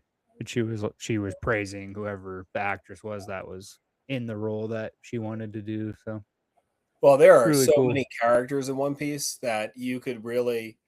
It's kind of like how Harry Potter took all of the royalty, like the original movies of English cinema actors, and because there's so many roles, and we're able to completely kind of hire the best of the best, but all of them. One Piece is that on steroids because you have like hundreds of characters if they are able to complete the series, which is the only thing that I'm worried about is because Netflix has got all this money. And I'm Right. like, you've got a winning series. Like, stop beating around the bush. Commit to making another 20 seasons. Like, even if you lose the money, okay, it's a tax write-off. It's a Yeah. small, checking era in your billion-dollar empire. Like, commit to it, keep the sets built, have the crew roll over in the same way that, the Weinsteins bet on Lord of the Rings and they were like, Right. okay, we'll do all three at one time and look how that worked out. Obviously, fantastically. It's like first Mhm. season, proof of concept. All right, now greenlight another 20 seasons. Let's get the whole series done. Yeah. Yeah, it's crazy how much Netflix makes, especially when none of their stuff goes to theatrical. Like that's so nuts to me. It's like, how do you get all that? I mean, even if every American was like using Netflix, like that's still in my head. It just doesn't add up. Like that they make that much money, but it's cool. They make some cool stuff. They're They really good at documentary. I mean, Netflix, whoever they get to make their docu-series and stuff, they're always really good. So And just speaking to the other side of that coin, to the any Amazon folks watching, I'm a lifelong Warhammer 40,000 player. It was born on like the same year Ooh. that I was born. If you need a director who will do what Peter Jackson did for Lord of the Rings, Mhm. Nice. I know Henry Cavill's Yep. like really pushing for that to get made. God, that world, I've read I haven't read any of the books, but I've done all the audio books because again, it's perfect, editing, background noise, color correcting, visual effects, kind of just noise fodder. And I love this series. I love the stories and the characters. I mean, the world is so rich with detail and interesting storylines, and the authors who write those books are so brilliant in the way they incorporate real mythology, science, and I mean, it's almost like a thesaurus of interesting facts that you would never hear anywhere else, all laced into this like super scientific dystopian kind of charismatic world with these Arnold Schwarzenegger-esque super giants, which just make it all like pop. It's I don't know, I love it. Yeah, Yeah. I've heard nothing but awesome stuff from Warhammer. That would be cool though. Are either one of you guys into Warhammer or players at all? No, Patrons? I don't know much about the universe. I hear people talk about it randomly, and I see Perfect. the figures at because McFarlane does figures for him. Actually, I just saw a really cool Warhammer figure at was it Warhammer? Yeah, I think it was Warhammer. At Walmart the other day. It was like a deluxe figure, and it was highly detailed. It was really cool. But yeah, I don't know other than hearing people talk about it, but Well, it's perfect because I'm now going to anoint you both blood angels. You're both sons of Sanguinius, so you're in my army. nice. That's my chapter. Yes, my lord. Well, I mean, it's not my chapter, like As personally. long Like, as we I'm not get chapter. Aaron, That's like I'm the I'm chapter down. that I started with. So We need Yeah. a master swordsman. Yeah. So perfect. as long as we have Aaron, we're good. We're in need of bloodthirsty heroes who are willing to vanquish all the Xenos forces and Chaos forces across the galaxy and fight, holy war for the Emperor of Terra. That's Nice. We might need to get a orange headband on our team too. Yes. He's yeah. kind of fierce. That's so funny that his like stomach was hurting. Mm-hmm. So they're going off script. The daughter's giving them like Hey, we're going improv, guys.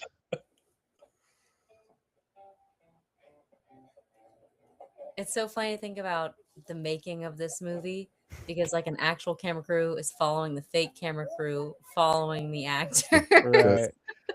Yeah, following the fake camera crew. It's Inception. It's crazy. I think I did see Leo. Because remember I said it was like a documentary cruise following the what's going on here? But yes, it's the live crew is following the fake crew, and then we have a film crew that's filming the whole thing.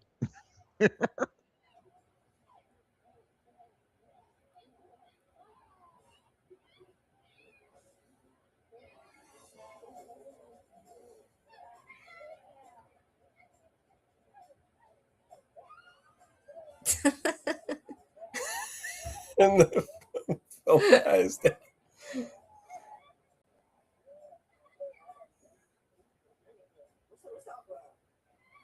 Mhm.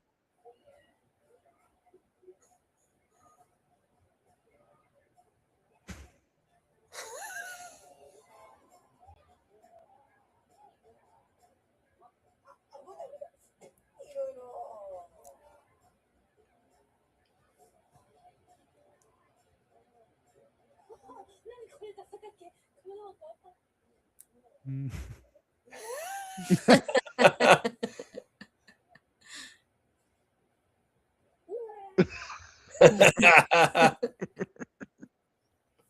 Yeah, she's crazy.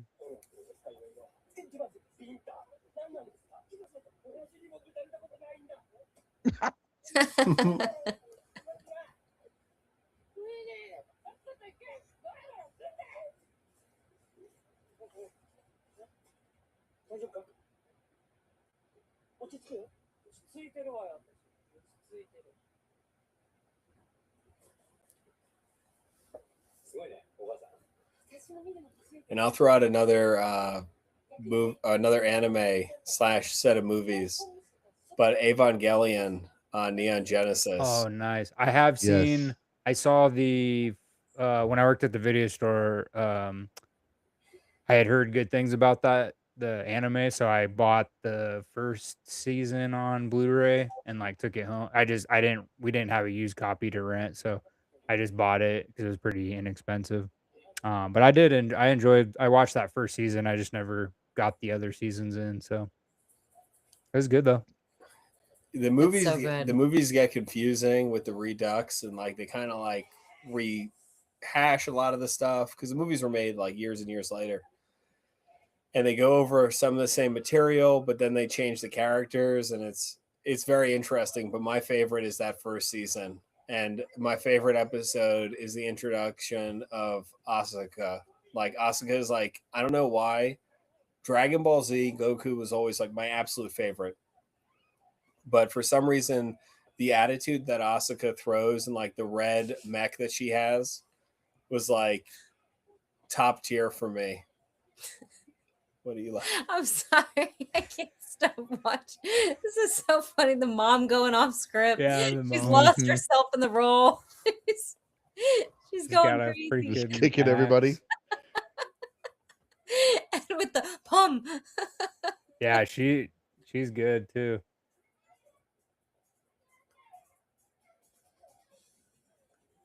Just the right amount of crazy.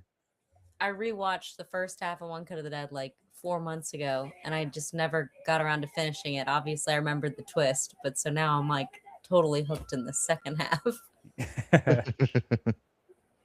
Yeah, it's just it's unique. That's awesome. And like Kyle's been saying with our movie watching, like I'm sure y'all experience, and especially when they're babies, my movie watching has now been reduced to a cell phone and my wireless headphones when she's asleep, like Yep. on me or beside me. So I haven't even watched anything on an iPad in a while. Yeah, it This is gets a tough. true night out. Well, and then Mhm. my son with his autism, like he will, like he'll have his tablet, he'll have the Roku TV in the living room, and then like he'll try to use like my cell phone or Jess's cell phone. So he'll like he'll watch a YouTube video or like a cartoon that he likes, the same scene, and he'll sync them, all 3 of them up, and, like, we'll just hear him on repeat for, like and he's so good at rewinding to the same he'll start the same 15-second clip. He starts at the same spot every time, like, he just knows how to stop Perfect it. sync. Yeah. So, yeah, but, like, when I try to take him to go to bed, like, I'll put on reruns of, like, Seinfeld or, we've been watching Big Bang Theory recently, just because I put something on that I don't think he'll wanna watch, and he'll just go to sleep. But it's funny because, like, the other day, I was in the kitchen, and, I heard the Seinfeld, like, bass, like, playing, and I turned around in the living room, and, like, he found Seinfeld on Netflix and was, like, playing Seinfeld. I was like, "You are my son. This is good." Yeah, I was Zeke like, had "You're watching." Seinfeld on the other day, and I just saw he just set it down on the counter because he was doing dishes, and I saw it was Jerry and Elaine, and I knew exactly the scene that we were about to do, Nice. and I said, "All right, buddy, you can stop. Watch this scene. It is some of the best comedy ever done." Yeah. And it's the rental car scene when he's like, Oh, and "We have a the reservation. yeah. I'm sorry, we have a no. I We made a actually gave your reservation. Yes, car but we actually yeah. Oh, okay. You're He's great like at taking a reservation. You're just not good at holding the reservation, which is really much the main part of having the yeah. reservation. Anybody can take a reservation. Anybody, Yeah, just that's like a really long joke too in that scene. yeah. So Yeah, Seinfeld's a show that I can just I put it on as like background noise a lot, just 'cause I've seen it so many times, but The My parents Office used to too. always have Seinfeld playing And when I see, was Mhm. this growing up. this is the Always. hole in my game because I know of Seinfeld. Obviously, I've seen a number of the episodes, but I would not be able to. Obviously, the Soup Nazi. I've seen enough online, and like I know enough about that character and Yeah. those, and I know the general characters for everyone. And the archetypes, but Mhm. I was watching probably Dragon Ball Z or something else. While Yeah, I For have a lot sure. of friends who, yeah, they over the years, like I've discovered that I had a couple in college that I did performing arts with, and I was like, they were just bashed. They're like, dude, Seinfeld is so stupid, and I was like, you know what? You're stupid. Get out. So then, but like I know there's a ton of people who just like don't care for that show, and I mean, I get it. The older I've gotten, I'm like, okay, maybe like when it first came out. But I watched it with, like, my dad. It was on every channel, like, reruns were on Fox and TBS, and Mhm. so, like, it was a lot of times when you'd go out of town at a relative's or at a hotel, that was the only thing you could watch because all the other channels were just, like, news channels and stuff, so Mhm. I don't know, Seinfeld and The Office have always kinda just stuck with me, so No, I thought it was what the episodes that I have seen. I think are all great. Like, I'm nothing against the show. I just was never an avid like yeah, no, knowing my. it's I grew up in northern New Jersey, so I lived right. Seinfeld. Like that was my Right. life. Like Yeah. so, you know. Yeah, it was one that I watched when it was on, and then I watched it again on all the reruns, and then when Kristen and I got together, we ended up watching from start to finish, which I'd Oh, never seen it like episode 1 through the end. And Right. so it was like one of those kind of like those were one of the first like shows we kind of just sat down and kind of watched through over the course of months. But When it there was was a such ton a of people that, like, showed up in just one mhm. episode here and there Oh that yeah. later on became, like, on big shows, like, Mhm. I forget her name, the actress who was the wife on Breaking Bad, she was in an episode. Yep. And then yeah. Bryan Uh, Cranston was also yeah, and he then was in Bryan a Cranston was a he was a repeating couple character. episodes. His Yeah. character was super funny. Actually, Bryan Cranston, one of the first things he ever, like, worked on in Hollywood, was the Mighty Morphin Power Rangers. They actually named Billy, the Blue Ranger, his last name on the show is Billy Cranston, and they named him because of Wow. Bryan Cranston, and that's why Bryan Cranston is Zordon in the new live action one that came out in, like, 2016 or whatever. That's awesome. Yeah, so I didn't know and that. Bryan actually he played 2 different creature villains on Mighty Morphin Power. He was, like, voice or the. I don't think he wore the costume, but like he did the voice for. I think it was the giant fish guy, and I forget the other one, but yeah, Bryan Cranston got his like big start on Mighty Morphin Power Rangers, which is crazy. So pretty That's fun. awesome. But yeah, he was the dentist in Seinfeld. I forget his name, but yeah, he was super funny. Terry Hatcher, I know she was Mhm. one of. It was usually They're Jerry's real. girlfriends, like Jerry's Yeah. girlfriends on the show. They're were all real these- and they're perfect. Yeah. yeah, she was the. Terry Hatcher. Well, and Julia Louise Dreyfus is Hmm. one of, I don't know, man. Her physical comedy was good back then. Like she's just always Mhm. been so funny. I don't know why. She's just got it down. Hilarious. Oh, this is great. They broke that pole. Yeah. They broke the pole, so now they have to do So they it with have to a make a human pyramid. pyramid. Yeah. That's amazing. They're And the being daughter's like invented. Show must taking go over. on. Yep. That's a cool look. I like the blood over the eyes. Yeah, and the pole would be, I believe, a jib arm.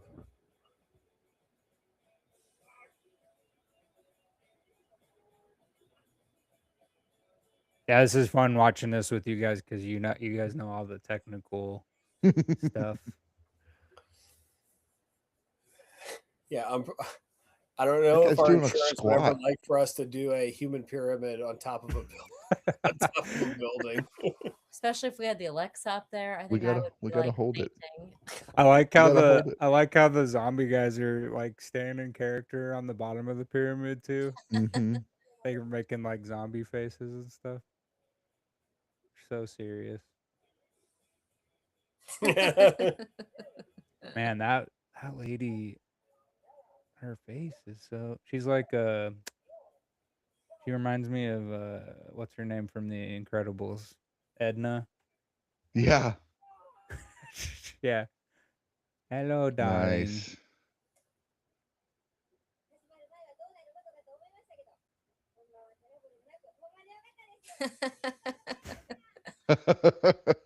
Without any trouble. Yeah. No, no trouble whatsoever. Those contacts are cool too. Yeah, those were. Yeah, we could not afford the contacts for zombie. Right. Oh, I'm sure they were You- pricey. You just paid one guy to go in and digitally add them in every single frame. That's Well, crazy. I go. A lot of that was. I think we were all working pro bono at that point. There you go. For sure. For sure. It's one of those things where had you known, what you know now, back then, we would have Mhm. paid for the contacts, and the real thing was to have the eye Right. doctor. Well, the contacts themselves were only a couple $100, but it was a couple $100 plus optometrists to size them. So that was Mm. another, minimum $500 per visit. So the contacts per character worked out to be about $1,000 with tax and everything. And then you've got how many zombies? And so you've got like 3 in the tunnels. You've got, 4 at the end, 2 at the middle section, and even for our limited amount of Whoa, zombies. whoa! Spoilers. Whoa, sorry. And people have Go to see me yet, ZombieCon Kyle. Volume 1 on So the it'd been like- Screamify app. Yes, right. It'd have been $10,000 in contacts right there. We Right. actually had our buddy Matt Spooky Oki. He was on, forget what episode we were doing recently, but Ready or not. Ready or Not, yeah, for Oh, Ready or nice. Not too. And the beginning of that episode, he said he got to finally watch ZombieCon, and he was raving about. He was like, "Man," he's like, "You guys keep talking about it." He's like, "I finally watched it, and he's like, it was so good." Oh, Oh, that's Yeah. awesome. that's Shout out Yeah. to I didn't see him in the chat tonight. He might be. I know he's been busy, but yeah, he really liked it.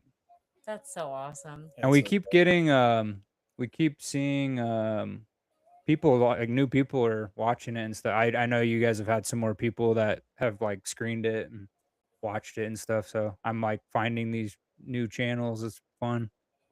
Some of them are It's- big channels too. They're like, I saw a woman, she was really good. I just found her review. It's funny because like I think the algorithm, because we do interact with you guys so much, like almost daily I see a new ZombieCon one. They're like, I just watched ZombieCon, and I'm like, poser. But See, and I feel like honored because I keep finding so many reviewers that I'm reaching out to through the community, through people who've already reviewed it, through like friends of friends, like through y'all's channel, commenters. Like it's all kind of interwoven, like even less the algorithm than it is just like the organic coming yeah, across, like our own community.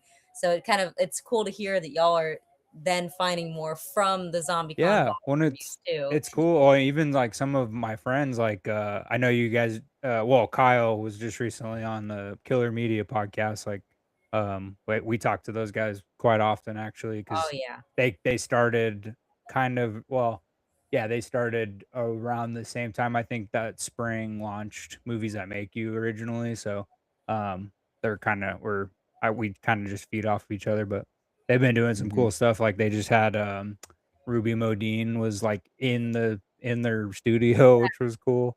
I've been talking to the horrorcore guys that they work for or whatever.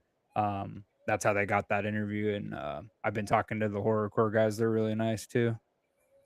Yeah. They're fantastic. Yeah, Yeah, I saw that y'all been interacting, and I was like, "Oh my god, small world." Yeah, Mhm. no, We it's just guys so fun. well. Like, I mean, there are so many people that are finding ZombieCon finally, which is cool. But there's few that pop up that I'm like, I already know that person. That's really fun. I'm like, And the I'm glad they're horror finally watching it. and the horror review like community, but also just the film review community in general, Yeah, and podcast criticism, etc., all over Instagram, TikTok. Like everyone is so supportive of each other's channels and content, and like the most genuine, awesome comments and support. It's so cool to Mhm. be a part of. yeah, I love it. I think that's what I to go piggyback on that, Aaron. I think that's why it's so much fun. Like, because I'm all about support, especially like the indie filmmaking and stuff. I think that's more important than any other thing in film right now. So, and it's obviously like, people are reaping the benefits. Like, I can't believe, did you guys hear the news this week that Curry Barker is going to do Texas Chainsaw Massacre? I Oh did. yeah. Yeah, it's Yeah, awesome. like for A24, like I saw that news. I was pop up and I was like, good for him, man. Obsession hasn't even come out yet and he's already getting like crazy deal. I heard Obsession's amazing. I can't wait to see it when it comes out. But Mhm.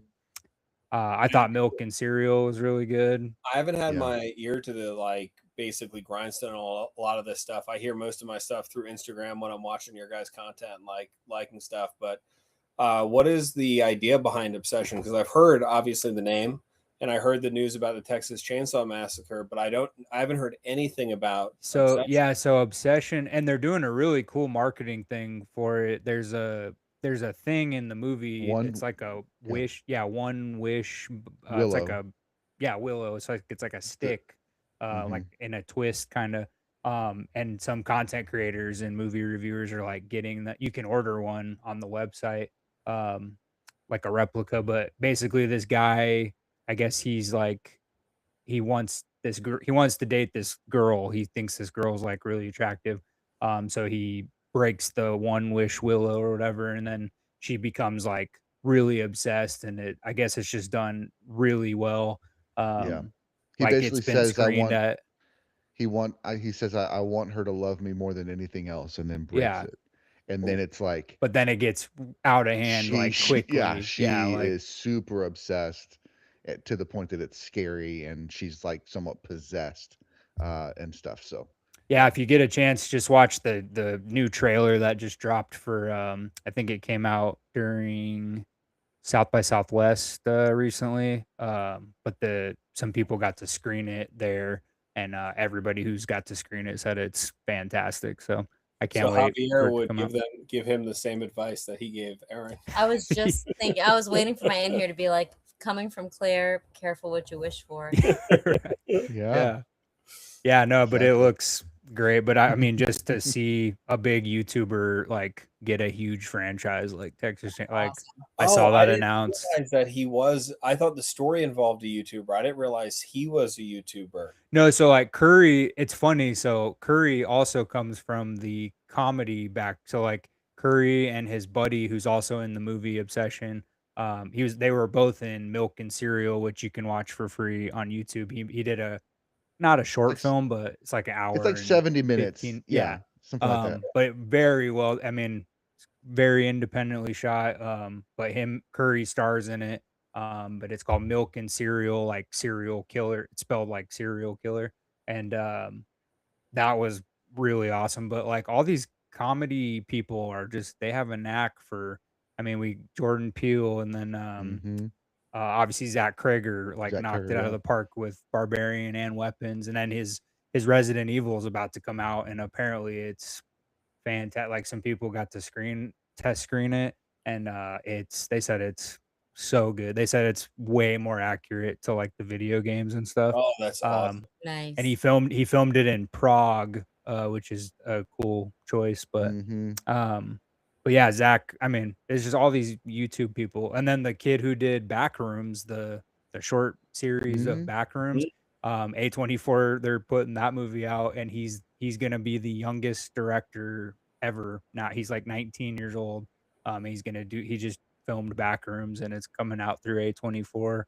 Markiplier, obviously the Iron Lung. We just Did had you see Iron Lung? we did Yeah. we just had the Makeup Effects team on for an interview. Oh my god, I have to go back and watch Me that. too. Oh, I it's That's so fun. it's They're so great. fun. Like we had such like Jason Vines and Anna Fugate Downs. They're both in Austin, Texas, and they filmed the movie at Troublemaker Troublemaker, yeah. Studios, where Robert Rodriguez's studio. He let them use their like back lot to do all the stuff, but they gave us so much cool behind the scenes stuff, and they've worked on The Walking Dead, and they've worked on they've worked with some awesome people. Anna's worked with Richard Linklater. Jason's worked with Robert Rodriguez on a couple. He worked on Alita Battle Angel, which I love that Mhm. love movie. that movie. But now he's like really good friends with Sprang and I, because he's been asking us. He did a really nice review on his channel. Like Of our after we interview with did the him. Yeah. it was like a green screen of like a picture of the interview of like the four of us, and he was like, I was just on The Movies That Make You, and it was so much fun. And he's like, these guys know their stuff. But then he's trying to do his own podcast on like makeup effects and stuff, but he has a makeup studio in Austin called ATXFX, so like Austin, Texas effects. Cool.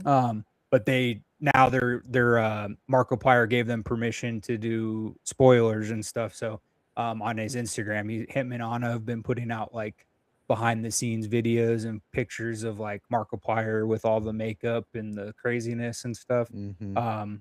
They broke a record. It was kind of cool on our interview. I put out a couple factoids, and Jason and Anna had not heard those yet. So they were like hearing it through our podcast for the first time, which was really awesome. Was this the most blood used? Yeah, most blood. I might And have they seen this blew- come through my channel like through Instagram Yeah. or something, a clip or something or Yeah, other. I posted like 2 or 3 clips from each interview to kind of promote it, and Yeah, they beat out I think the last not Evil Dead Rise, but the one from Yeah. like 2013. I think that one had like 50,000 gallons of blood, and the craziest part about Iron Lung, they broke the record with 80,000 gallons, but most of it is all in like the final act. That's the craziest Mhm. part. Oh my Is like god. Markiplier, like Because they filled, so he's in Yeah. this submarine is the story, yeah. and it was what was the device that they were using? Oh, the something. It's basically hack. like it's the thing that moves the device so that Usually they'll use them for like for Helicopter movies, for shots. like helicopters or I know what you're jet talking or about. car. Yeah, I don't know But, the like name. Flomac or something. Yeah, but they anyway. they put Markiplier in this thing and filmed most of the movie and Markiplier, he's the lead actor in it. He produced it. He's like a huge fan of the game that it's based off of. And then he obviously he has like 3 million subscribers on YouTube playing video games and stuff. So he was able to fund most of the $3 million budget. But they made the top 40 list for highest grossing independent movies. And I told them like live on the podcast like Hmm. what movies they were next to, and they were Anna was just like, "Oh my god!" I was like, you didn't hear that?" And she's like, "Yeah, this is the first time I've heard that." Yeah, that's It's funny. We've had some really cool stuff happen recently. Like it's not out yet, but we interviewed Mike P. Nelson, who directed the new Silent Night, Deadly Night that just came out, Nice. which was awesome. It was that movie is so much fun, and Mike he Levy. did the Jason short that came Oh yeah, out yeah. last year, the Jason Universe. They teamed up with Angry Orchard, and they wanted someone to make like a Jason short film, and so he did that, and they made a Funko Pop for his Jason last year for Hot Topic Scare Fair, but he didn't even know, and so we were doing the interview with him, and I bought 2 of those Jason pops, and I had an extra one. So the pop that he has of his Jason is from like I sent it to him. Oh my And god. so because I showed it to him on we were Yeah. recording, and he like he didn't ever hear about that You didn't even coming out. know. I was like, Yeah. look at this Funko Pop that of your guy. And he was like, Yeah. that's so cool. And I was like, I have an extra one. I'll just send it to you. So he sent me some autograph. Like he did the remake of Wrong Turn, and he also did Hmm. what was the other one? He did another movie that was on DVD or whatever. So he was like, "I'll trade you. I'll send you Blu-ray of Wrong Turn signed." And now Ruby Modine and Rohan Campbell, who were in Silent Night Deadly Night, they're going to be at Frightmare. So I was trying to see if they would get Mike to be there, but he was like, "Yeah, if you meet Ruby and Rohan, he's like, just send me whatever. I'll just sign the Silent Night Deadly Night thing or whatever." Yeah, it's been really fun. We did Mike Levy, who works on like the Terrifier movies. He's a producer on those. He directed Stream that came out on Amazon Prime recently. Um, but yeah, we've had Y'all been some fun absolutely ones. crushing it. I mean, Yeah. I know you said a couple months ago when we were messaging about this eventually getting together for this, and that you guys have been so busy and have had so many episodes and exciting people. That's just like nonstop. It's amazing. Yeah. Well, It it's is. funny because we didn't. I mean, so like I just joined as official co-host to start the year, and we had these ideas for creators conversations, and so I just started randomly messaging, whoever on Instagram, and I didn't think I'd hear back from anybody, and I heard back from almost all, but like 2 of the first 10 that I. So Amazing. We February and were. March, we were like we didn't have a break. Like we were Yeah. recording like 3 episodes a week plus our prep episodes plus the Yeah. live watches. So like there was one week where I think we had like 4 recordings one week, and we were Yeah. both like, dude, I mean, we're having a blast, but we're like, this Right. is Like, so hey, we need to much. Like, let's pace ourselves a little bit. But the good part about that is that I mean, we've got them in the tank. yeah. So So they're now ready now to go. Yeah. I just edit them, as we need them, and then Right. release them. And so I'm trying to get ahead on that, but it's fine. It's fine. The Yeah. rhythm I have right now works. And so, but I've got those interviews in the hopper, and so when I'm ready to pop them, and the interviews are really low edit. Like Yeah. the prep episodes take a little bit more because there's, I try to make it a little more clean. Like Yeah. if we mess up a name or something, oh, I forgot what was that. Oh, let's look it up. Okay, let me Right. try that again. Like I do some of that to just make it feel more like we we got our act together. Well, But and the on top of the interviews, we haven't made the official announcement yet, but yeah, we are going to be the official host of the Q&A panels at OKC HorrorCon this year. yeah, Which is like, you heard it here yeah, first, guys. yeah, you heard it here first. I mean, it's ready to be out in the open. The guy who runs it, Rod, he just forgot to ask me to like for the logo, so he's gonna add that in. But yeah, it's crazy. We're gonna get to interview like there's a Sons of Anarchy panel with like Ron Perlman and like 3 2 or other 3 guys other from guys. Sons of Anarchy.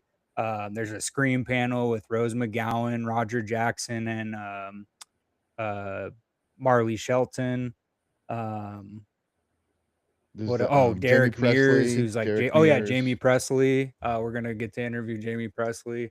Yeah. So yeah, like I reached out to Rod, and I know we always hang out at the cons and stuff when I go to his cons, and I messaged him like 2 months ago, and I was like, hey man, we just started doing these creators conversations, and like we're just kind of looking for experience, and I know you're trying to like cut back on the funds for the OKC horror this year because he moved it out of the convention center. So I was like, we would be honored if we could just you don't have to pay us or anything. Like we just as long as we have the microphones and stuff, we would love to do it. And he was like, I would love for you guys to do it. He's like that actually helps me out a lot. He's like this is so cool. And he's like Yeah. I'll at least get you guys like VIP passes so you can. Oh, and I forgot about the big one. They're doing the 4 people from Twilight are gonna be Twilight. there, and Nice. Yeah, the they're Cullens. doing the Yeah. Cullen family, Collins. and they're doing an event out on the lake here in Oklahoma. Um, they're gonna show the first movie, and then they're gonna do a Q&A with the 4 people, and like there's gonna Mhm. be like torches, and like, it's gonna be outside and stuff. So that's gonna be really cool. We're gonna host Going that. going full circle from that back to the father of the Colin clan used to go to that gym. all the Oh, time. nice. He's gonna be there. Yeah, he's gonna be there. Yeah, ask him about the Equinox on Sunset circa 2019. Like Yeah, he used to That's be there awesome. like all the time. nice. And Yeah, I knew we'll him from Nurse Betty also, Oh, right? yeah, Like he was yeah. in that with yeah, good stuff. Yeah, no, we'll have to, yeah, I wanna eventually sit down with Rod. Hopefully, we can, might not be this year, but I'll try to get you guys out here because 'cause that'd be a lot of fun. That'd be so That'd be badass. awesome. I Yeah, know you were we saying we got to schedule our creators conversations about autonomous. I just Yeah. wanted to get like the screener situation Mhm. so we knew when we could send that out. Yeah, and I've been honestly yeah, no rush because we're probably I mean, We're still we a couple already months. have We still got yeah, So we got, like, probably 4 more that we haven't put out yet, so, like, that'll get us through for a little bit, so. yeah, Yeah, let us know because oh sorry. no, go ahead. Yeah. I was just gonna say in terms of autonomous, I've been like an ostrich with my head in the sand, just working on all the post production on it. So I've been kind of like trying to keep touch with everything and like keep abreast of what's going on, but I keep seeing all these awesome movies that are coming out. I'm like really excited. Like obviously movie theaters are not in the ballpark for us right now. You guys talked to us after the last movie we went out to, like literally, Yeah. which was probably part of the romantic experience we had with that movie because I was like, We had been I a haven't movie been to theater a in like theater a year. in a year. Yeah. Like this is so awesome. I got a Yes. drink. I was sitting there. You could It have was you could probably- have sat us down with like the shittiest movie ever. We would have been like, oh my god. Yeah, Just when you mind get out, when you have a kid, like, we have a really nice theater right next to my neighborhood, and if I do get to go, I usually have to either go while he's at ABA because he's there for, like, 4 hours, or, like, hope that he goes to bed and I can catch, like, a 10 o'clock showing, and even then when I do that, I love it, but it's weird because 'cause I'm, like, the only one in the movie, like, including employees. Like, when I Yeah. leave the theater, the lights are still on and stuff, but I can never find a nobody there, soul. yeah. I'm like the only person in the whole theater. I'm like, I had a great time at the movies, but where You is may as well everyone? be at home with a great system. funny enough, that's exactly the same when we've gone to see a couple movies that we have, right? Avatar being the last one Yeah, in true. Florida. We're It's going like a in. We're ghost going in the town. middle of the day, like on a Mhm. random weekday, and I'm like at the Empty. concession stands, and I'm like, "Hello," because it's all digital check-in. You Right. scan your ticket. There's no one checking your ticket. There's no one serving concessions, and like. I think we found the manager and he's like, oh yeah, someone will be here in like 15 minutes. They're running late. I'm like, yeah, but the movie's already like started. Like Right. I gotta Yeah. get the stuff and get in there. Yeah. So he's like, okay, I'll get it for you. And I'm like, all right, thank you very much. I appreciate it. Yeah, times at the movies, I mean, it's rare when you're a parent, especially those early years, but it's also just like not I do have fun still, but it's not the same as Not like the same as when it used to be. yeah. So that I part's I kind of don't sad, but I hit up a movie by myself pretty regularly. Tuesday nights are like my movie night. So like Kristen's at the gym. She's working at the gym on Tuesday nights. The boys are fine at the house. And so I'll like a couple weeks ago I did a double feature. I did The Bride The and Bride, and then that one with Zazie Beetz. That they oh want to kill. They're going to kill you, oh yeah which yeah is like the kind of like a Ready or Not ish. Like everybody's out to kill her the whole movie kind of thing. So that was fun. And then this past Tuesday, speaking of anime or at least Japanese inspired animation, Speed Racer. I went and saw Speed Racer in IMAX on Tuesday night, and Oh, that cool. was amazing. And I know when it first came out, I was not as keen on it, but watching it now in 2026 and like I was and also recognizing that they were trying to make a children's movie.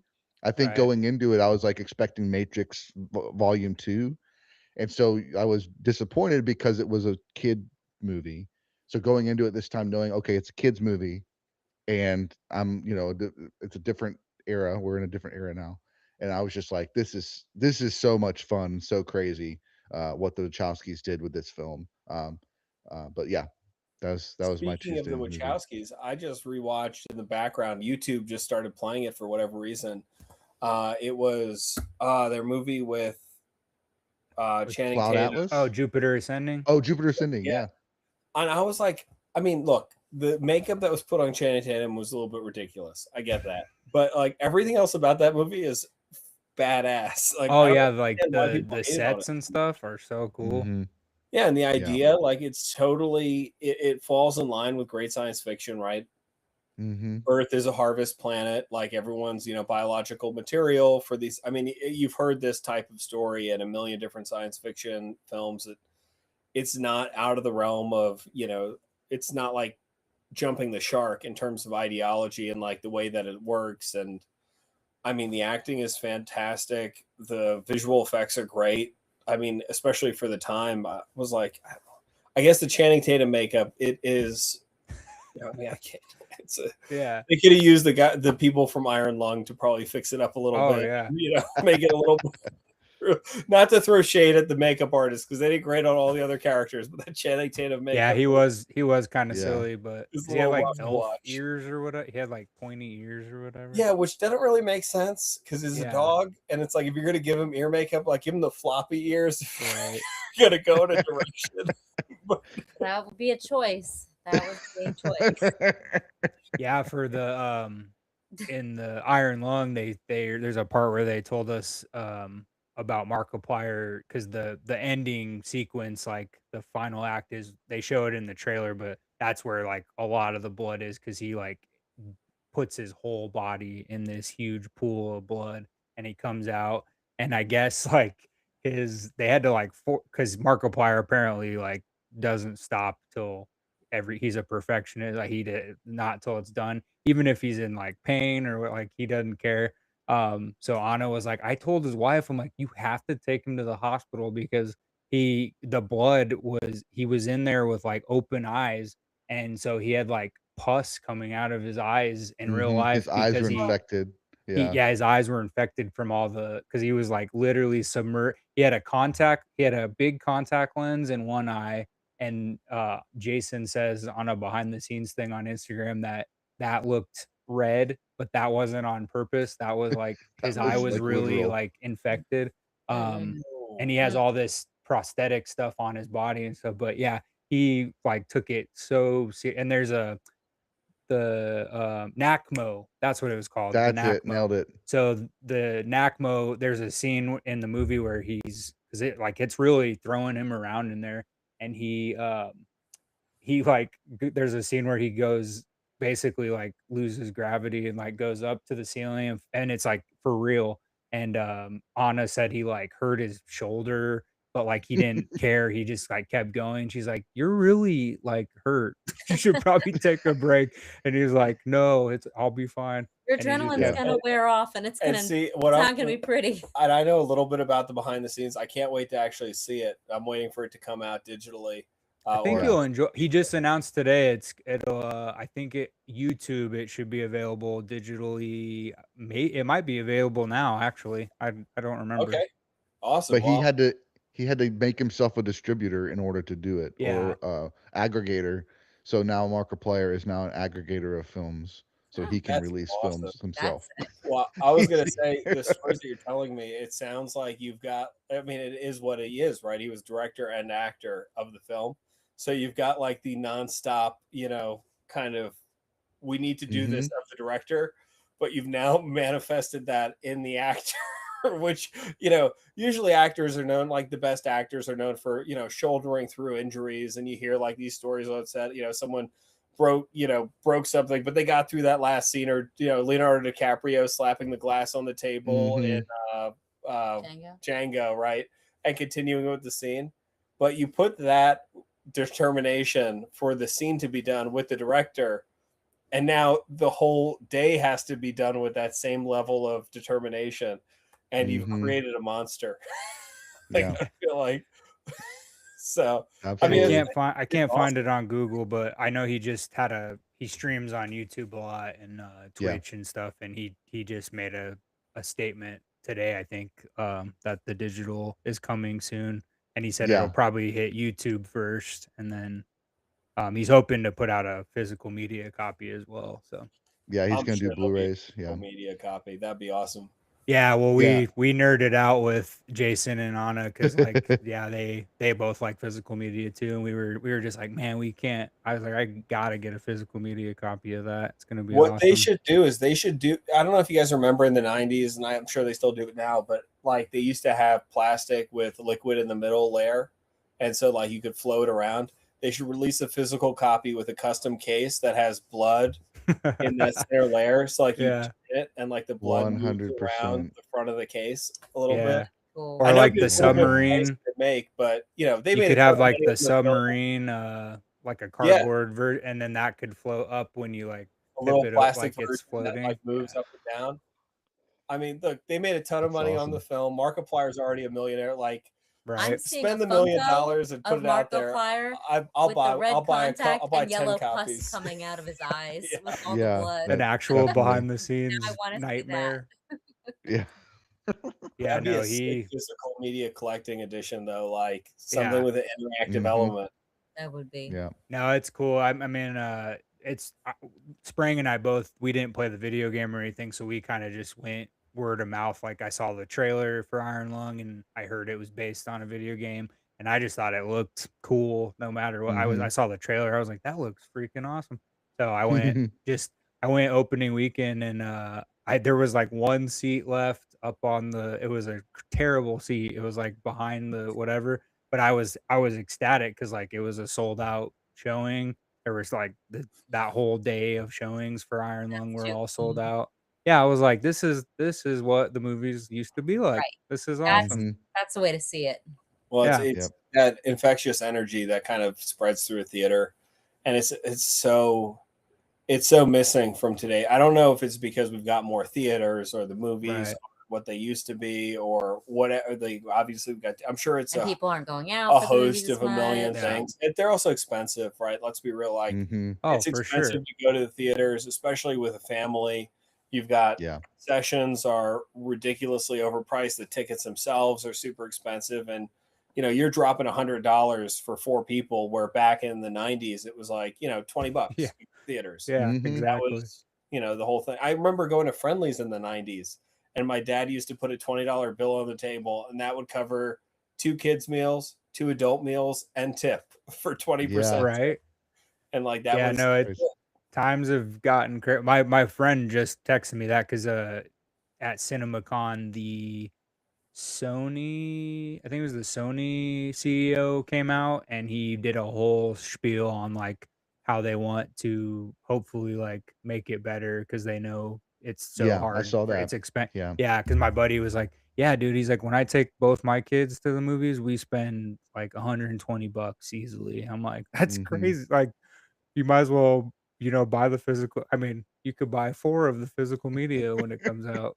Right. For all your friends. Yeah. By the digital, have the it physical. forever. Yeah. Maybe there's a way that look, this would be a change of like a 100+ year method, but I mean, if they sold a movie ticket and they gave you a physical version of the movie, That's smart. Yeah. That's super smart. I think that'll get a ton of people into the theaters, like big time. And then you sell That's a actually collector's really edition smart. or a director's copy, or even if you want to make it cheaper, because physical media costs money to manufacture, you get a QR code for your digital Mhm. download. Yep. I was on just a- gonna say, get something you can scan later. and They're 4 kind of tickets doing that. on QR code.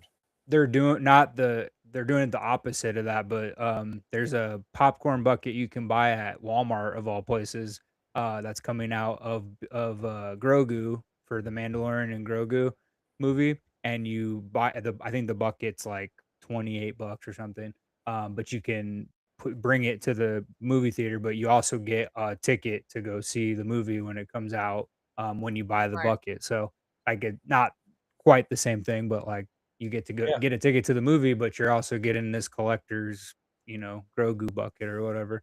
I think that's Mhm. smart too. Or like tie it in with you got all these freaking popcorn buckets coming. Did you guys see the Masters of the Universe, the live action ones about to come out?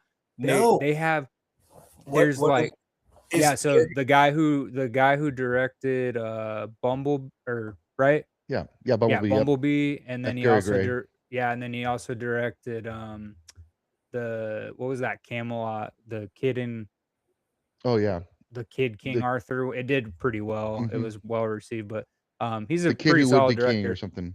But he's doing a live action. The first trailer just came out, and it actually looks pretty badass. In the early test screenings, people said it's great. They said who it's do so they much have fun. playing Prince Adam and He-Man? He's not a guy that I'm familiar with. Is he Yeah, like he's kind of an is he like unknown. a bodybuilder Jack dude, or do they have two different He's versions? Yeah, he's pretty jacked, like, but he's not like Arnold jacked. But his name is himself. He's got some. Nicholas Galzatine. Mhm. And he was also in Does he look bigger than Dolph Lundgren when he played He-Man? I I don't think so. no, I mean maybe because he looks like he's shorter than like but he might be more muscular than I can't tell for sure, but he's not really a big. I mean, he has a lot of stuff on his credits, but nothing that was like really big. Um, Jared Leto is playing Skeletor. Nice. That's Um, that works. well, and Yeah. he actually looks like because you don't obviously see the real Jared Leto face, so like he's honestly probably just doing the voice. But Allison Brie is oh yeah, Allison Brie's in it. yeah. Idris Elba is playing the guy with Man at Arms? with I think so, yeah, with the big helmet, the like Yeah, Man at Arms. yeah. So Man at Arms. are they going And, with more of a so I guess they're going with more of a classical styling for this movie, or are they going with like a total offshoot like they did the last time? no, I think this one looks more like fantastical than like the Dolph Lundgren. Like it looks like it's more towards on the like cartoon? It the looks 80s. like Yeah, exactly. The 80s so the cartoon. style would be like Ragnarok or Thor, like the original Thor, where it's like he's on Earth in normal, and then he has to go to Eternia. yeah, and it's completely fantastical and Yeah. Guardians of the Galaxy crazy visuals and all that stuff. So That's But what I was getting at is like they just put out the photos. There's probably 6 masters. There's a sword you can buy oh that's yeah, like it's fits the your drink, soda it's a inside, soda, and it's you like the twist- actual sword. Oh, have the- sick.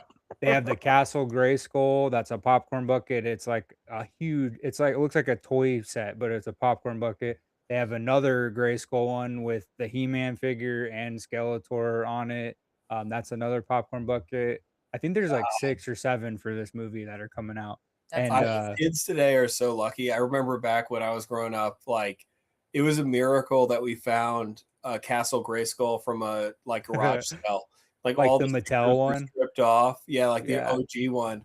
All the stickers were stripped off. It was missing all the extra parts. And I like my dad, his I guess godchild, my dad's brother's sons were about 10 years older than we were. So when he was raising them as an uncle, he was watching all the cartoons, big into Thundercats and He-Man and all this stuff. So he raised us on He-Man and Thundercats. But the toys were out of production. So all of our toys came from garage sales for those series. And so, I mean, I've got like almost a full collection of He-Man toys, but they almost all are like, they're garage sale toys. I didn't know the difference as a kid. Like, I just loved that I had the toys. Like the toy I got when my brother was born was Vulture Man. Like, that was a huge deal. Like, they were like, your little brother wants to give you Vulture Man. And so, like, he gave me in the hospital. I was like, oh, I gotta go play with him and all the other toys. Like, this is the best brother ever. Yay. So, I love that That's feel. awesome. Yeah, new toys, especially when you were a kid. That was the best. Like all the play sets and I had all the Mhm. I remember they had all these different Michael Keaton Batmans that came out. They were like Scuba Batman and then there yeah. was like a play set where they had like the Bat Cave and there was a little like door that you could put the figure on and he would like you'd spin it and he was Bruce Wayne and then Yes. you'd take the figure out. I was like, this is everything to me. I Dude, love it. I remember all that. We used to have like giant wars in our house with Yeah. like, so it would be, whether it's G.I. Joe or Marvel. Like, I remember one of the specific memories I have is we'd set up all our Marvel toys, and I was like, okay, the war is set, and I was like the director in this sense. Like, I'd be like, I'm gonna okay, check on it real quick. yep, here's the position. These are where all the figures are going to be. These are the, Fantastic Four is fighting Galactus, whatever it is. But we got to wait for dad to get home. And like my dad would come home and he'd do all the voices for all the characters. And we'd have like a whole orchestrated war with me, my brother, and my dad. And like, you do what the kids like, take the two figures.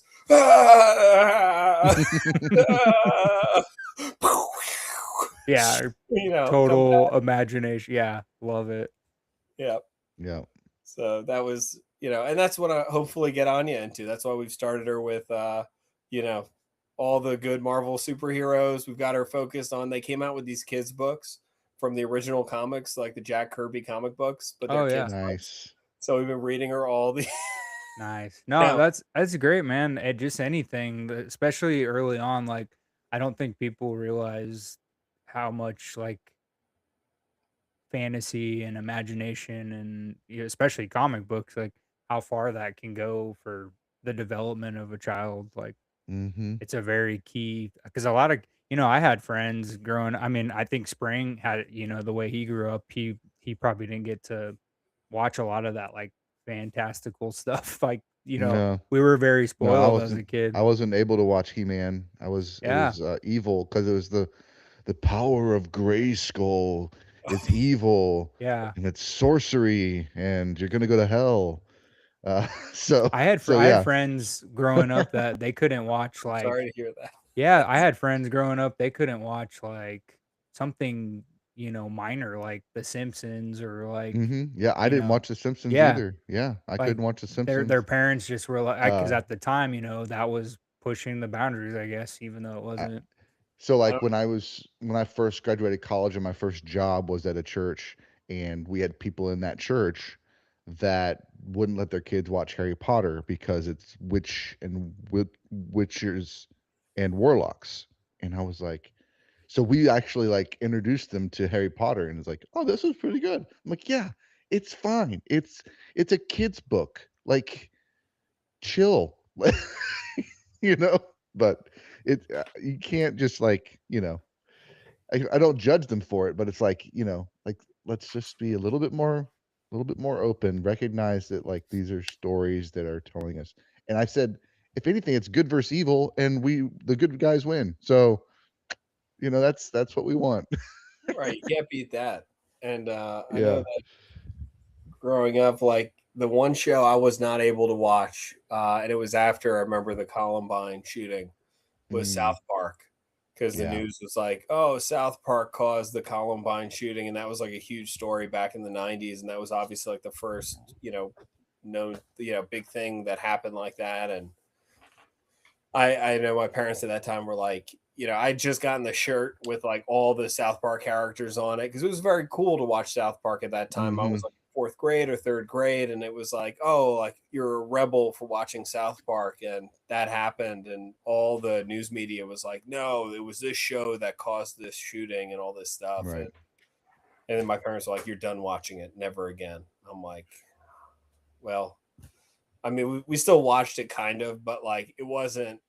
It was like the thing that parents would come down the stairs and be like, "You're watching this, stop watching it." And it was like very weird as a kid because you're like, I never connected.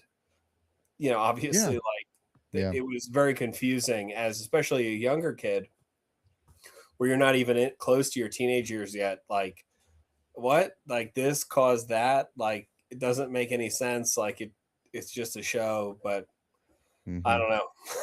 It's Yeah. just they tried to do that with video games too, and like Right. do a whole thing about like, oh yeah, Or video music. games cause violence, and it's like, Yeah. do they Or- really cause violence? Like, I don't really. Yeah. They want to like sue Marilyn Manson for his music right. because he like they listen to Marilyn Manson or whatever. It's like, no, like music doesn't kill people. Guns kill people. I mean, I want to get political. Sorry. No, but But- still, yeah, no. But music doesn't kill people. TV shows don't kill people. It's people can kill people. So Well, and a lot of it's just mental health. Like nobody Yeah. takes mental health serious. So that's No, the they don't. issue. Yeah, and we could go down a whole rabbit hole here, which I'll avoid. But the in terms of Marilyn Manson, there's a great interview with him where he's being interviewed. I forget what news channel it is, but it's from the 90s or whatever. And I remember someone's like, that.